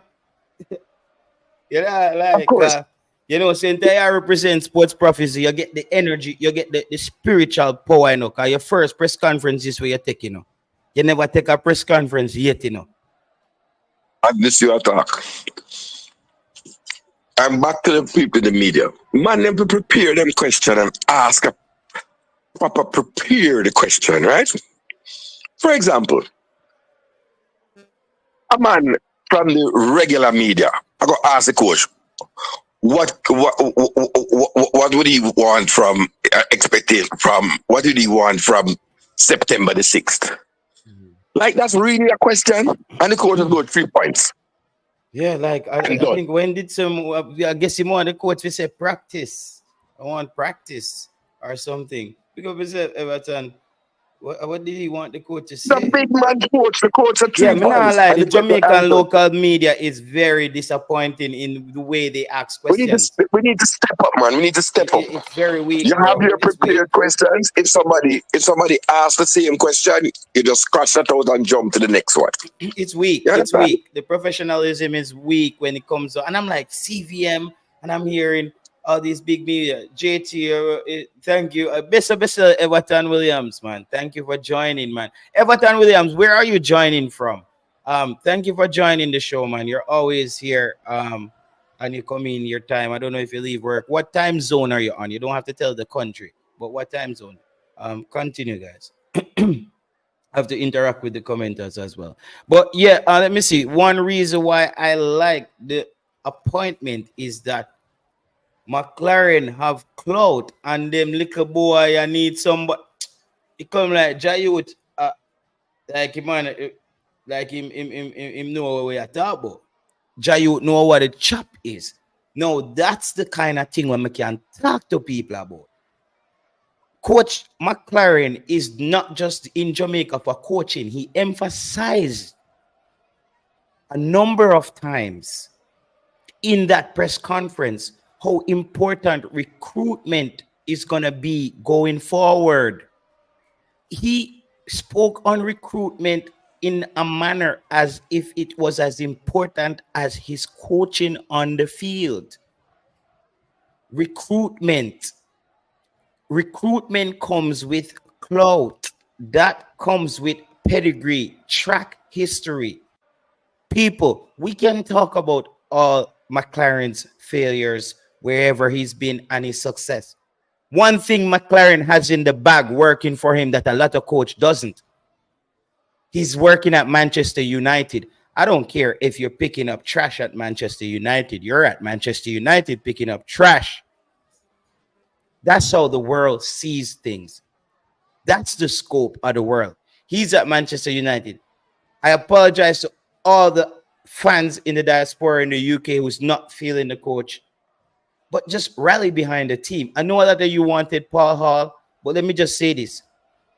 A lot of people felt that Paul Hall wasn't the man going forward. And why I didn't think Paul Hall way of coaching for me was the way going forward. But I don't think Paul Hall would have ever garnered the respect from the federation. I think they would deal with Paul saying, Paul, when the thing come through, we pay a little more. We send Dennis gone up a Western Union. I think that's how they would deal with Paul Hall. While with a McClaren, transactions are made in a timely manner, monthly, with a Hal Grimson as well. So that's why I wouldn't have gone with Paul Hall when it comes on to go. Yeah. You're now starting to make some really sensible points. So listen, I think Paul Hall's time will come. Mm-hmm. Come in the future. I don't think with this administration, because the way they diss him, if he had, it would have seemed like him come crawling back, right? And they would have just boy him up. Mountain come, you know, I play a sound, right? And a lot of time I play as a DJ, and some people come like, when the night done and the dance done, and you see the man come, yo, you want to see, you know, you don't know, you don't see, say nothing, never go on in that party, and then come and put something, yo, just go and hold this, fold up a thing, and just like a fold up, puzzle up a thing, and just go and hold up for this, you don't know, you see it? Yes, I will be greater. You understand the argument there? Yeah, that's how they want to deal with Paul Hall. You see how they deal with Paul Hall? It's upon the rebound. Catch up on the rebound. Catch up on the rebound. You see it? Yeah. No. Aldine Holmes, big up yourself to my boss. Big up. Thanks for joining out. And a lot of the people them think say because they watch Ryan show, they can't watch my show. Some people are still silly. So I'm glad you're here watching the channel, bro. Because I even watch Ryan show. Sometimes when I catch the show, I watch all the shows. But some people are just stupid and thinking like, yo, JT and them and Ryan, them always a beef and thing. So thank you for joining the show, bro. Very important. You're one of the people who thinks for yourself. So that's very good. Continue, Cataract. But yeah, right. Cataract, just to add to your point, you see the discussion that Damian Lowe caught recording, I saw them with a deal with Paul Hall. Right. So I would also say that with McClaren, everybody will have to pull up their socks. You know, it's like when you get a star player and then you're like, yo, I can't pass the ball short because me I go look real bad now because man I go say, yo. You know? we can't miss the goal so much because this somebody is a top cam around the world and him a provide the assist them. So I think everybody administratively around the JFF will have to pull up their socks. Well, certainly, let me tell you, the president did say all the right things. You know, he said they'll provide them as best as they can, or whatever that means. The president looked like him tired, like he might travel hard. No, I don't know that. I wouldn't say that. He also said that he's urging the staff around that it's no time to idle, that they need to get to work. I like that. And they said that the qualifications for the World Cup is what his performance indicator is. I would say to the JFF, I don't want to hear if we lose some matches at the Nation League, gonna run talk about in our fire coach because it's qualification. Yeah. Real thing. And big up yourself, Nigel Gardner. Just say positivity. Yeah, man, that's what it is. Watch all the yes, man. Big up yourself, same here. The JFF now, hear what? I do think the JFF wants to get it right. And I do think Mr. McClaren also knows some of the progress that the JFF has made because he has been working on the project with Jamaica as one of the project countries to get them in a better place. So he would have known what Jamaica has been going through. So this is what another thing. They say, okay, JT. So Jamie Lawrence today is also saying to me, JT, why don't you I would bring in a Joby McAnuff and then Monday. And I'm, yeah, bro, but like we would respect Joby. Joby is like a respected Jamaican player. Like everybody who's a Reggaeboyz fan respect Joby McAnuff. But I think this Jamaican job was very peculiar. It wasn't because of where we are, 6 points, but it was from two easy teams that we struggled against. We were supposed to get the victory. Didn't win a game, score our first goal in Copa America. What hasn't been a very good past 3 months for the Jamaican team. So a lot of people forget that. Though we got those 3 points in each game, Jamaica still didn't look. We just still didn't have any identity. We didn't look like we were figuring anything out. Look at us coming back from Gold Cup. Look from all the way at Gold Cup. I would have thought that Jamaica would have become a more cohesive unit by now. Because we won games in the Gold Cup and drew games of pure individuality and just defensive prowess of the coach and him motivating our players. Then I thought at some point Hallgrims was going to bring it together. Remember now, let me just give you what I thought about. I said it. It's all on YouTube. And as you hear Alden, you probably heard me on Ryan channel when I'm not sure if I had a channel yet when Hallgrims got the job, because he got the job in the January I think I had a channel just when he had the job. But I was calling in, I think on JD's channel and Ryan channel, I told him, I said, Hallgrimson, he's going to be very stubborn.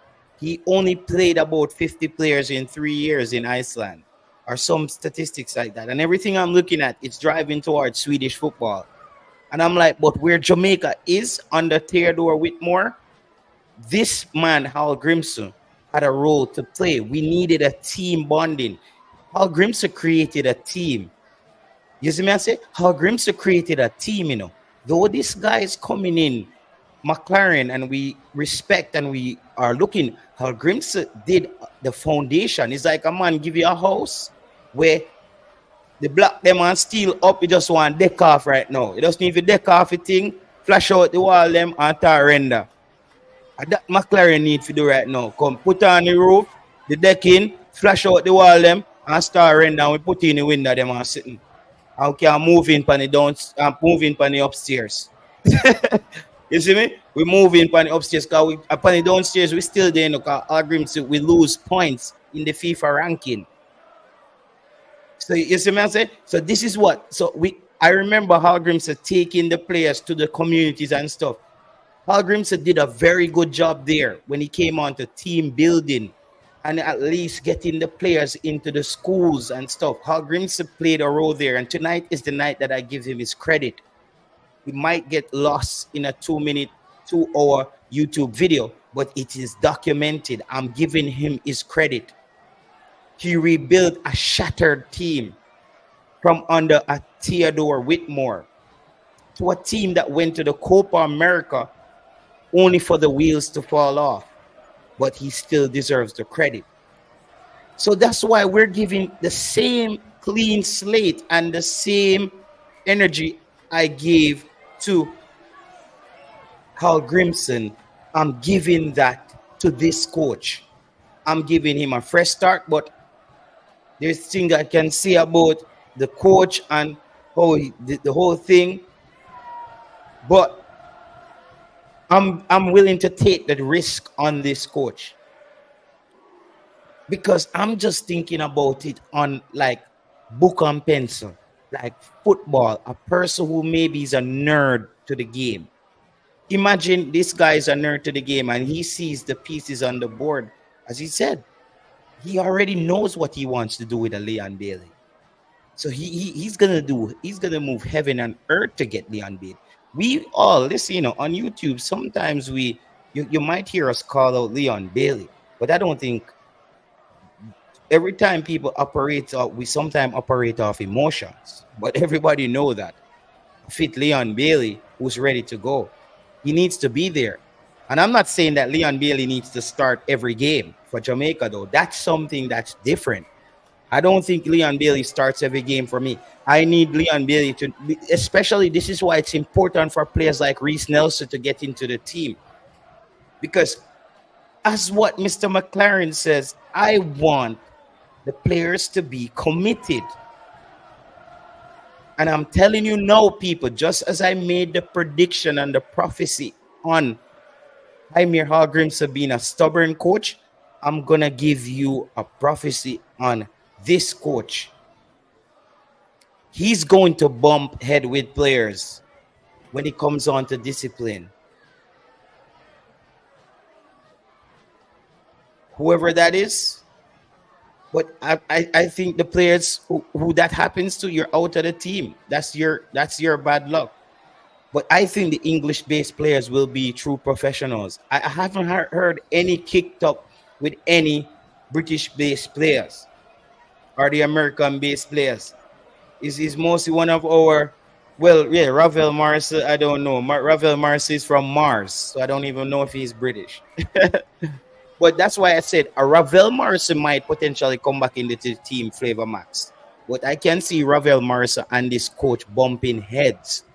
Let's say this coach knew Ravel Morrison from Manchester United and Ravel wasn't a good listener there.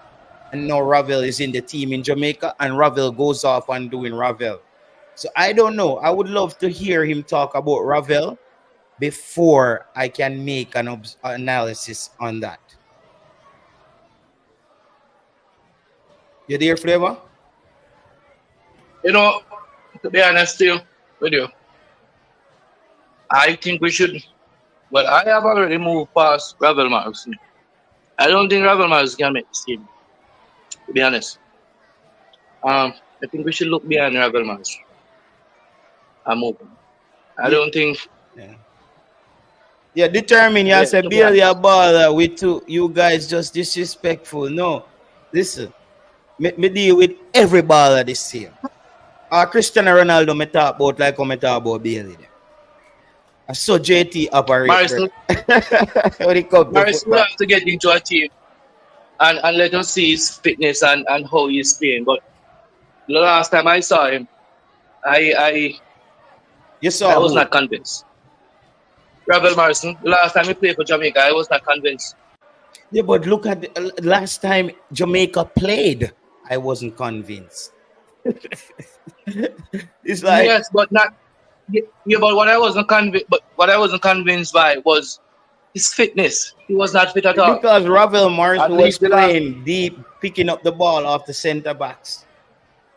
That's what Ravel Morrison was doing. That's not what Ravel Morrison does. Come and pick up the ball off the center back. But he wasn't fit. I remember he gave away a penalty because of lack of movement, lack of fitness. He wasn't fit. I wasn't convinced. I think when it comes to Ravel Morrison, we are playing him. I am not playing him. Yeah, it's You either know, him you have or to fit, it's you have either to- him or Omari Hutchinson. But bro, I'm telling you, I think Ipswich. I'd rather go with Omari Hutchison. Yeah, but I will go with Hutchison. Give me Hutchison. I think Give Omari me Hutchinson is taking this one to the I think to all the way though. I don't think Omari Well, let's Hutchinson see. is the call for Jamaica. Let's see. Let's see if McClaren can pull it off, right? Yes, I think, I was going to say that. He seems as if he's somebody who can convince the young man to say, yo, come, this is an opportunity for you to go to World Cup. When McClaren is talking, said Flavor Max, because I'm always into psychology. People, please hit the like button on the video. Thank you very much. Owen, make sure you clap the like button in. Conrad Simi, bless yourself. Always a pass through. Team Aggressive, Dread, DJ, Caris, Carnif, One Big Dealing, Michael Woodburn, Avis, Williams. Maybe just stop and big up everybody. Come here for showing yourself. Me appreciate on everybody stopping by. And as I said, people, on the ticker on the screen, you can check out the latest news in football that you're seeing there. Those are the the news that's officially out there in the world of football right now on the ticker. And next thing, people are saying, Ravel, I'm not cut you. People are saying Ravel a baller and Ravel a this. I don't understand, Ravel type of footballer is fading, And even players that play like Ravel have to be putting in the work. They are turning into workhorse. Still playmaker, but put in an extra shit. Ravel not prepared to do that. Not at this time, not at this age. I think a desperate man.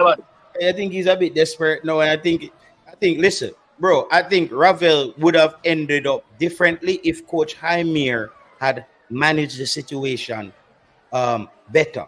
Hear what?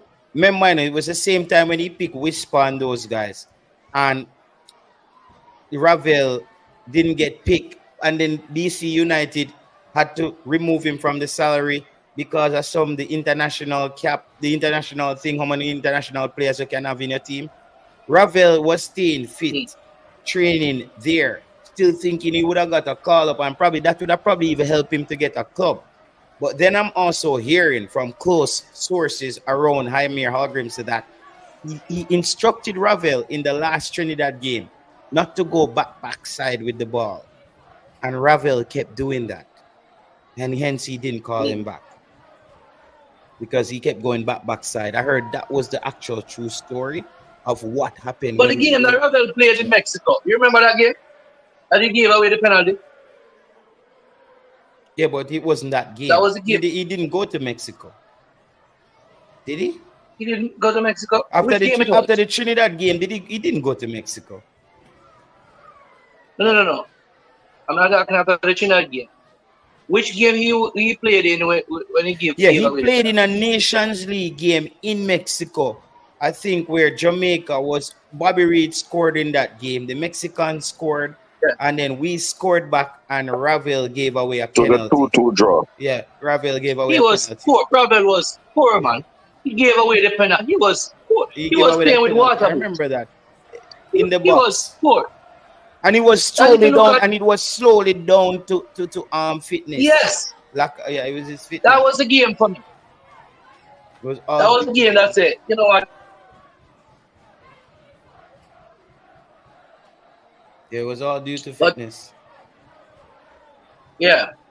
So I don't know if his fitness is better. And if I want Ravel back in the team, bro. Let me tell you this right now. Flavor Max, because you know my thing. Me just tell you straight up. I want Ravel back in the team. I want him to have one more shot. And this is why I want Ravel in the team, people. It was a situation like Jeremy and Hugh. When you remember Jeremy and Hugh, there was a lot the man them do a lot of foolishness and keep Jeremy and Hugh out of Jamaica team. And the moment Jeremy and Hugh got into the team, you saw the difference. The impact of what was missing. Like, even that team that, like, Dane Richards, them team, they never quarter as good as this team. Not even quarter. And Jeremy and you, them come on the team, them look different. The next youth named Morris now play a defensive midfield role. So, bro, what I'm saying now, imagine a Ravel Morrissey to me making the final pass to Demari Gray or a Macy Greenwood or a Leon Bailey in the final third, and Steve McClaren is the coach. Come on, bro. That's Premier League stuff. If you have Ravel Morris passing the ball to Demari Gray, Mason Greenwood, Leon Bailey up there, up top, or Mikel Antonio, that's a Premier League lineup. You have. But you would have to get selected based on merit. Yeah, bro. And I don't think he met this team based on merit as we speak. That's my point. Bro, listen, there's certain people, you see, in life, Flavor Max, there are certain anomalies, and he's one of them. No. Not at this age. Not at this age. Brother, not at this age. Man, I tell you, the man is not 40. Ravel Morris is not 40, bro. You're saying not at this age. Cataract, how old is Ravel Morris? I think he's 30 something, man. Yo, you think it is if you just come and play football at this level, 30 something, when you're not playing consistent football? It's not easy, you know. Let me see. Ravel Morris born 1993. So he's 31, bro. He's 31. So that's not that bad. He still have the 2 years in him to end his career at 33 after the World Cup. I'm telling you, bro, it's still there. I'm telling you, Flavor Max, it's still there, bro. It's still there. It is still there. I said no, you know, but see, you must forget a team. If he's so good, why he's not playing for somebody? Because we use this argument for other players. So why we're not using it for Ravel? If you're so good, bro, by the end of, I would say Ravel is gonna have a club by the end of September. I think. I've been hearing that by the end of this window, man. No, man, he's gonna have a club. I'm telling you. Listen. But first year, JT said that. Listen, when I did say Flavor Max, just listen to me 1 second. Flavor Max. Now, me alone here on YouTube said the coach did talk to Mason Greenwood, right? Yeah. Okay, the coach confirmed that today. Mm-hmm. All right. So when I tell you, say, bro, Ravel is getting a club. He's gonna get a club, bro. I'm telling you. I tell you, Flavor Max.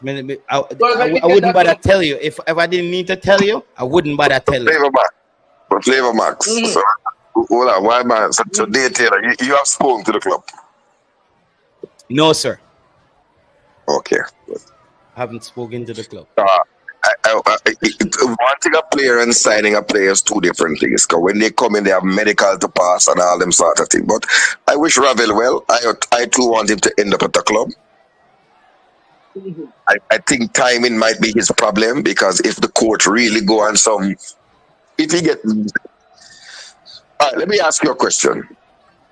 If the coach says this, I'm not overflooding the team with new players, I can bring one more midfielder in terms of creative. Morgan Gibbs White or Ravel Morrison, who would you say to the coach to go for? What did I ask? Me ask her? Both of you. I must Ravel me go for, bro. Morgan Gibbs White, but I go for man when I play no football consistent. Taylor, you're on a special diet today, brother. You look at a man who has started every game in the Premier League for the last 2 years. And a man who there at Dubai at the shop. Listen, you're talking to a man, Cataract, who played football. I played football. Morgan Gibbs White, them, I'm telling you, great. But sometimes you play football, there are these players, brother. I don't know what they are. And you just, even on the football field with them, you just see that this person is good. You just know they're good. Yeah, but for me, at this level, JT, in a Sunday league, that work. But your fitness is very important at this level. Yeah, the fitness. And you will not be able to perform at this level if you are not consistently playing football. Your fitness is at a certain level. No, but me I go beat him. You think you can just come off left from Dubai and come in a Jamaica team? That means you're not a Jamaica team then, JT. Me not rate Jamaica team, or a Jamaica team not rate Ravel. Yeah, because if you want a man just left from Dubai that has been shopping for the past year and 6 months, and just come play for Jamaica. You know the Jamaica team then? But you know what was wicked? Taylor was one of the man them, and others who are sure in the comment section. When I was saying Mr. Greenwood must go for Mason Greenwood right as him get not guilty or case throughout. And here man said, oh, Mason Greenwood not play for 6 months. So give it time, Cataract. Where you rush the thing for? All of a sudden now, 1 year and 6 months is that. Yeah, man, 1 year and 6 months. That's not alone, man. A little bit of time that I don't like the man to play for 10 years. So them man are not consistent, brother. Them have one rule for them friend and who them rape, and the next rule for somebody else. I wouldn't say that no, Qatar. I don't know what you're talking about. You come up with your conspiracy then when you're ready in the head, you know. You can't go play. You finish playing? Be honest. Flavor Max, you never hear them when they talk that. So we must hold on because we don't know what sort of shape Ravel is in. And just push the rap. Yeah, because he's a disciplined man, you know. I mean, I believe that he just work in our team, you know. No, but Flavor Max, there are steps before Ravel would have get back in the team, you know, bro. Like when him get first off, get a club, right? And because we saw in the Mexico game, no matter how good you are, when the other players are going faster than you, it just look like fast car fly past you and you get confused. That's what fitness does to you. You just cannot keep up. So I understand that. But the player, once he start playing at a club, to me, 2, 3, 4 games in at a club, he's ready to go for me because he doesn't need to be at full fitness. At 70% fitness, Ravel, he's better than Casey Palmer and all them youths stay in the middle of the park. No. Clean sheet. We don't want to talk like that. No, I just JT I talk as a fan, bro. Ravel no better than nobody at no. I just JT I talk as a fan there, Flavor Mac. What you saying then? What you saying? Who's better? I'm not a fan of Ravel. Everybody know who my baller is. But at 70%, at 100%, Ravel, yeah, we're going like say Ravel did create wonders at 110%. You never create one, you never kick down the door. Which door you kick down? Show me when. How? Ravel didn't kick down any door for Jamaica at 110%. So how now at 70% he's better than a Casey Palmer and others? So who kicked down the door now? Where you asking? He didn't create any wonders. He wasn't any. So Casey he was Palmer not very great. Casey Palmer create wonders? Casey Palmer never create wonders. But what I'm saying, 70% is not better than him. Keep calling him a Taylor. Yeah? Keep calling him. No, Casey Palmer didn't create wonders. Keep calling. Okay. I don't understand what you're saying, bro. No, because you start calling out names to say, oh, if them play, they create wonders. No, but he's using that. I'm just asking him if those players that are there that I compared him to, are they creating wonders? I asked. Yeah, but you're saying at 70% he's better than him. Yeah, Well, he didn't create any wonders, but he's not better than him at 70%. For me, I think he's better than him at 70%, brother. At 70%, I think Ravel Marcy is better than those guys. It's just, and it's not their fault. It's just that he is that kind of player. He's just that kind of player cut from that cloth, man. He's like, listen, them and Ronaldinho and them. Listen, those guys. Let me bring in my brethren here to get a talk. Go ahead, my boss. Hey, so the point that I hear the panelists debating is not Ravel's talent level. Exactly. I hear them debating fitness. No, for a 30-year-old player, if you're not good, you're just not good. Meaning, if you don't have the talent, you don't have the talent at age 30. What I would like you to ask your panelists is... They're on there with you, man. Just ask them right now. Oh, all right, cool. So what I want to ask is, how long does it take for a person's fitness level to increase? And we can take it as simple as that, or we can complicate it and say a person as in an athlete. Thank you, sir. Or a football player. Thank you. So let me answer you. Let me answer this way. Hold on. He posed the question to the panelists, so let me answer this way. You have fitness, which is the regular fitness, right? You can run for 90 minutes. Then you have match fitness and match sharpness, which is two different things. Meaning the body's memory, muscle memory, and getting back into the groove and getting up to speed of the game. But also, the game keeps evolving and changing. So the game is not the same as it was in 2020 during COVID and 2021, when Ravel came.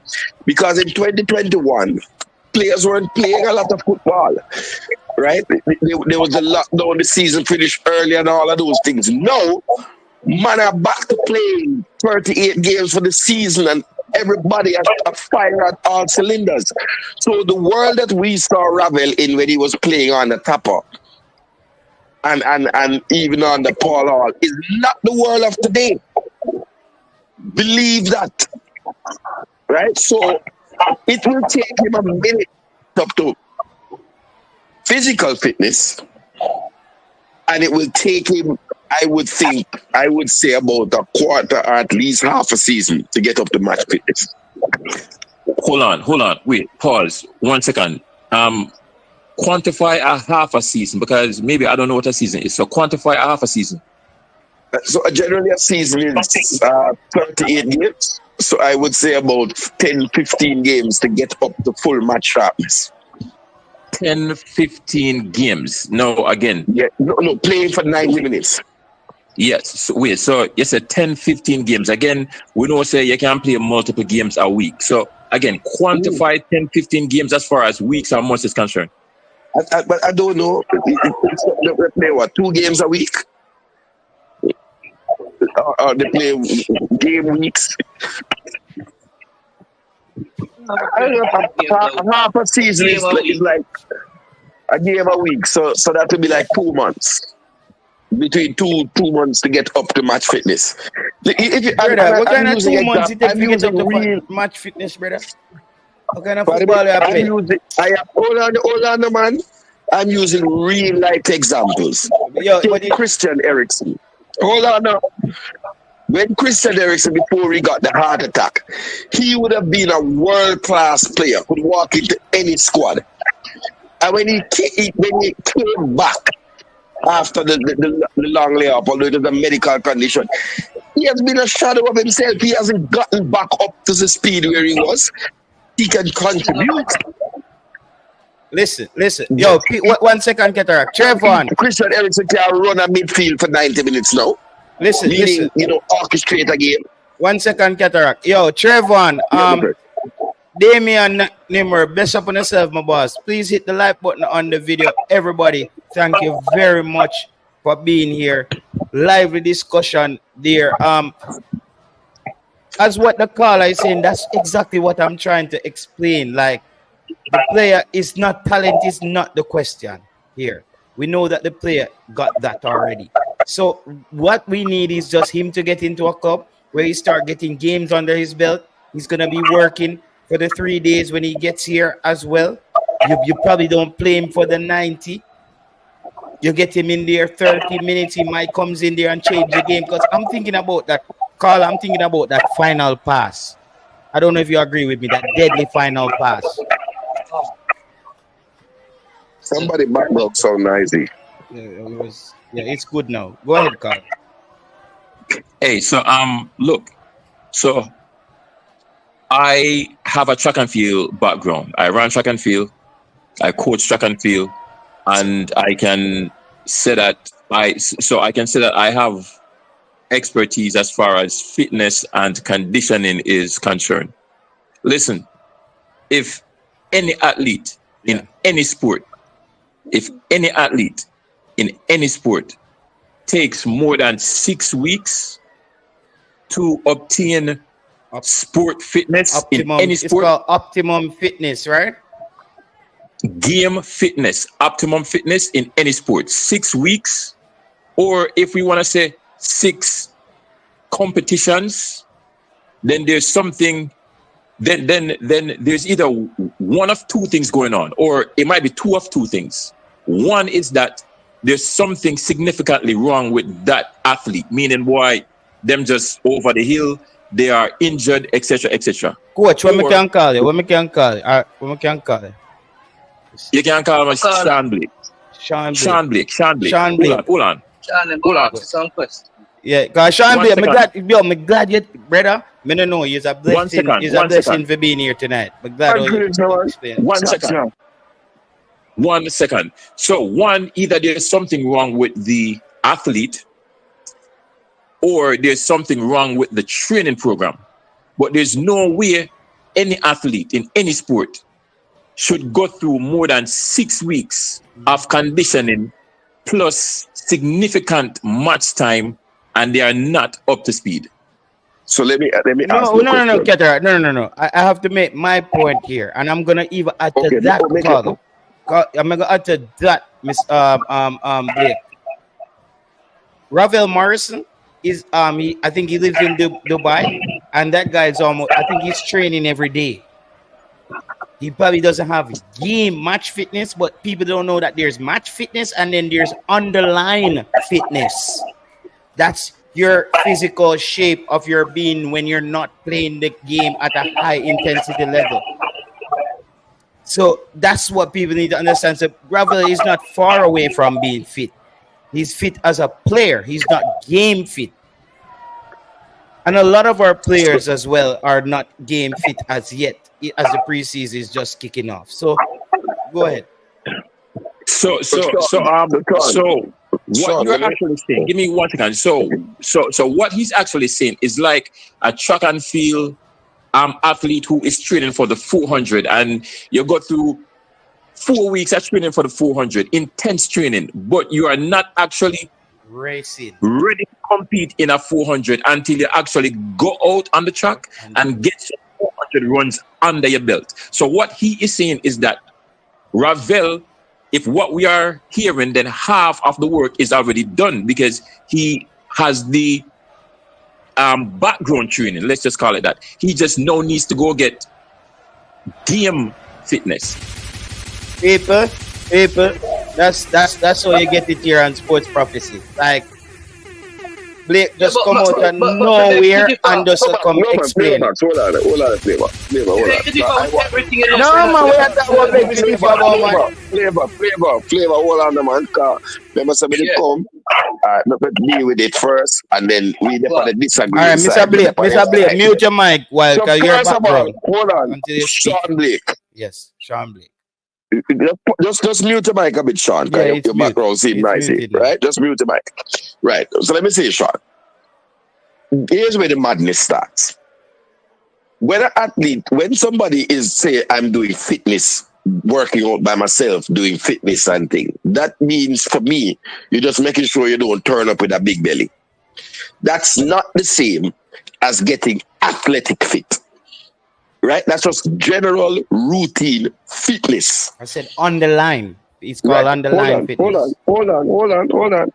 Secondly, most players, and we go on to football now, when you come back off of a long layoff, your coach bring you on in the 88th minute, in the 85th minute. You play 5 minutes, 20 minutes. It takes you a good few games before you can get 90 minutes under your belt. And what we need from our playmaker is 90 minutes. No, we don't actually need 90 minutes from our playmaker. Oh, we don't? No, because we need to have because we're gonna have playmakers. That's the thing. You're not understanding. Taylor. Stop living in a cow cuckoo land. What the hell? Is the man who run the side. Then you might have a second who will substitute and bring on. Ravel might be the same. That's what I meant. Say Ravel can be the second as well. That's what I'm saying, Keter. I'm being fair. Where I'm not like, yo, bring him in now and he starts tomorrow. No, I'm being realistic. Like, let's say there's somebody that you say that is the person who's the leading person in the role. But all right, 75 minutes in the game, Jamaica is up You start giving Ravel some time under his belt, where if we're ending up in games where he's end up being fit further down the road and he can come in and spark something, we have the good change up. I'm thinking about a change up. You're gonna get into sticky games where nothing is happening for you sometimes, and you gotta have those change up players. So you're saying in baseball terms, Ravel is going to come in now as a pinch hitter, like he's not the man. Yeah, I'm not saying he comes in as the man. I'm not saying that. Okay, so you want 10-minute rap. So let me help you see with how some you players. flip that. You just water down the thing more time, brother. You say you want 10-minute rap. So let me tell you now where the problem is going to happen with you. You have some players who are big personalities. You believe if Ravel Morrison is named in a 23-man squad, you won't have 123 man saying, yo, Ravel, the ball have to start. No coach. So then the amount of soccer mother we were there in the stadium. When the 11 man walk onto the field and Ravel is not about the 11. I don't think so. I think the situation You're has moving changed. the goalpost though, Ketavac. You're moving the I was at fitness, I was at fitness. The goalpost was moved. Yes. Because I said to you that when a player comes in football, just like in track, if somebody is running a 400, the first thing they do is make you get a couple 100 meters under your belt. And, and then you do a couple 200s and then you go up to the 4. And you have to get a couple of races. I do fighting. There's a thing that we call ring rust.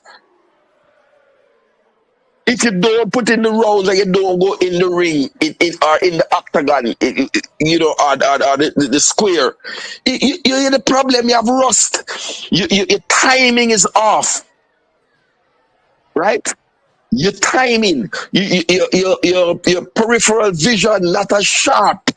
Not to say you're not a bad fighter, not a good fighter, but things are just off than when you are training and competing at the highest level. Not in your backyard and live some weight with your brethren over one part of our Saudi prince. No. Come on, man. Ravel needs to be at a professional club under a professional regime for a professional footballer. And the way that you train and condition, fitness and conditioning of a footballer is different from the fitness and conditioning of a track athlete, is different from the fitness and conditioning of a discus thrower, and is different than the fitness and conditioning of a boxer or fighter like Cataract. And that same thing. And I must say this quick. No, and that's why when you say 6 weeks for any athlete, right there, I kind of crack up, because that just don't make any sense, to be honest. It cannot be 6 weeks for any athlete, because then you have to put a few things into consideration. Age is definitely a factor. How far off in terms of fitness the individual is, that is also a factor. And the different individual sports need different things in order to get up to speed. So it cannot be 6 weeks for any athlete. So you get me wrong there. And for me, it's not just about getting fit. You have to be performing as well. You don't just get fit and then walk back in the Jamaica team. You have to be performing. So for me, give me an opportunity to address the 6 weeks. I'm not saying that 6 weeks is going to get you in optimal peak prime of your life shape. What I'm saying is that 6 weeks should get you in that zone, should get you in a range to where you can compete. You can go out there and you can compete. I'm not saying that 6 weeks, if you are a sprinter, you're going to go break the world record or run some Olympic qualifying times. If you are a quarter miler, you're going to go run a 400 and look like you can run a 400. That's what I mean by 6 weeks. But I think we are complicating the argument. Let me simplify the argument here. If you guys are saying that Ravel does not have the ability to regain fitness, then we have a problem. If that's not the case, and Ravel does have the ability to regain fitness, then what it is that we are arguing about? If you guys were arguing that, boy, Ravel not good, I would have never gotten on this car, because as far as good is concerned, it's really based on opinion, like who's good and who's not. But when it comes to fitness, brethren, it's like 1 + 1 = 2. It's like a science. That's why I'm like, the only reason you can have anybody training for 6 weeks in a professional setup, and in a 6 weeks or 6 games under your belt, you don't get up to the point to where you can fit in, look like you can compete. One of two things are going on. Either you are over the hill, or it's 3 things. One, you are over the hill, your body just, is failing you, or you are injured, or the training that you are getting is not up to par. So if it's not skill that we are arguing, then we are having a useless debate. And the willingness. Huh? You have to show the attitude towards getting fit and the willingness to get fit as well. Have to wait, hold on. But again, we are moving the goalposts. We are saying attitude and the willingness to get fit. We don't know the man's willingness. We don't know his attitude. The thing that we were arguing is whether or not he can get fit. And I'm saying that I don't see any reason why he should not be able to regain fitness, assuming he's not fit. He can, He can, But guess what? As you, if you listen to the press today, the coach specifically mentioned 18 months. 18 months is not a lot of time in football. And over that 18 months, I think Ravel would need at least 4 to 6 months. And by that time, the program would have gone. Wait, pause. Man? 4 to 6 months to do what? I mean, to get back. Wait. Hold on. 4 to 6 months to do what? Let me tell you why 4 to 6 months. Why me say 4 to 6 months. As you talking about this fitness and get to a point. To get fit, match fitness, to be playing consistently, 90 minutes, to the standard where he is able to perform and contribute to the team that on a regular basis that he's playing for. It will take him up to 4 months to me.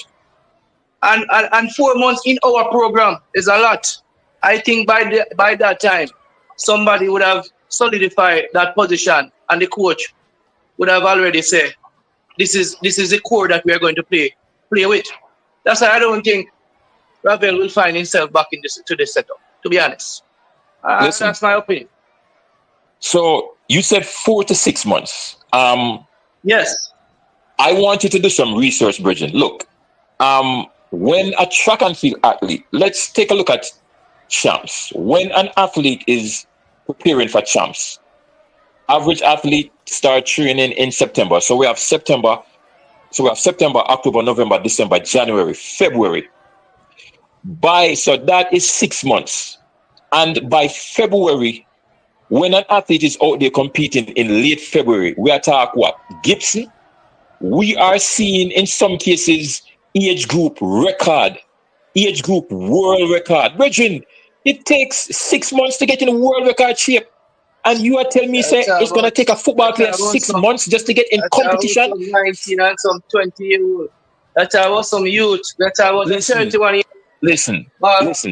You can apply the same thing to masters athlete. Again, I'm not saying that 6 weeks for him to be no world beater or break any world record. I'm talking 6 weeks to look like he can play football, to run for 90 minutes. 6 weeks.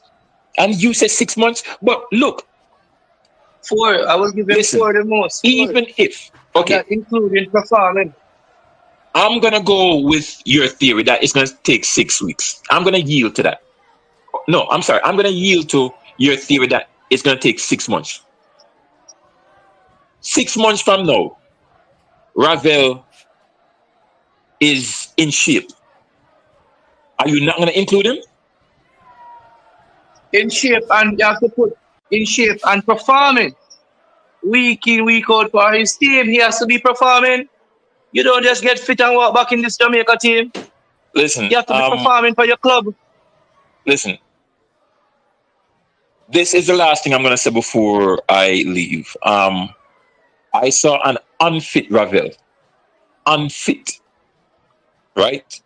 Unfit Ravel playing. Who was he playing against? Saudi? Was it the Saudi friendly? Right? Unfit Ravel playing in that game was by far not even close. It wasn't even debatable. Street baller Ravels from straight off of the street playing in that game. It wasn't even debatable that he was leaps and bounds above everybody else that was in shape. That was it. That was the game that we played with the JPL players? No.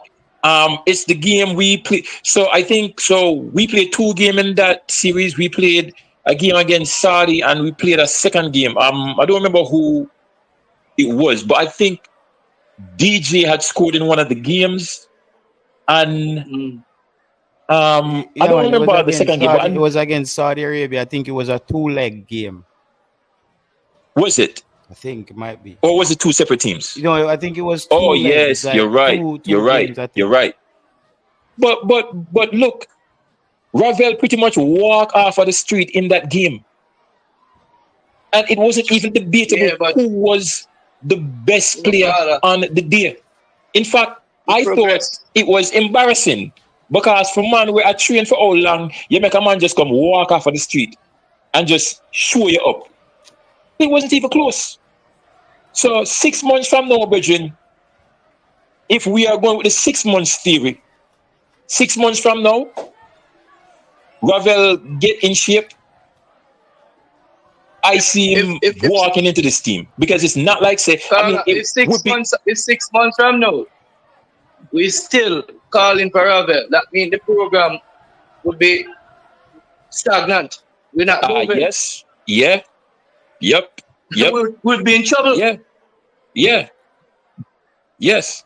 So that's why I'm saying that. Look, so are we going to throw out somebody who can potentially help us 6 months down the line for players who haven't even kicked a ball for Jamaica yet?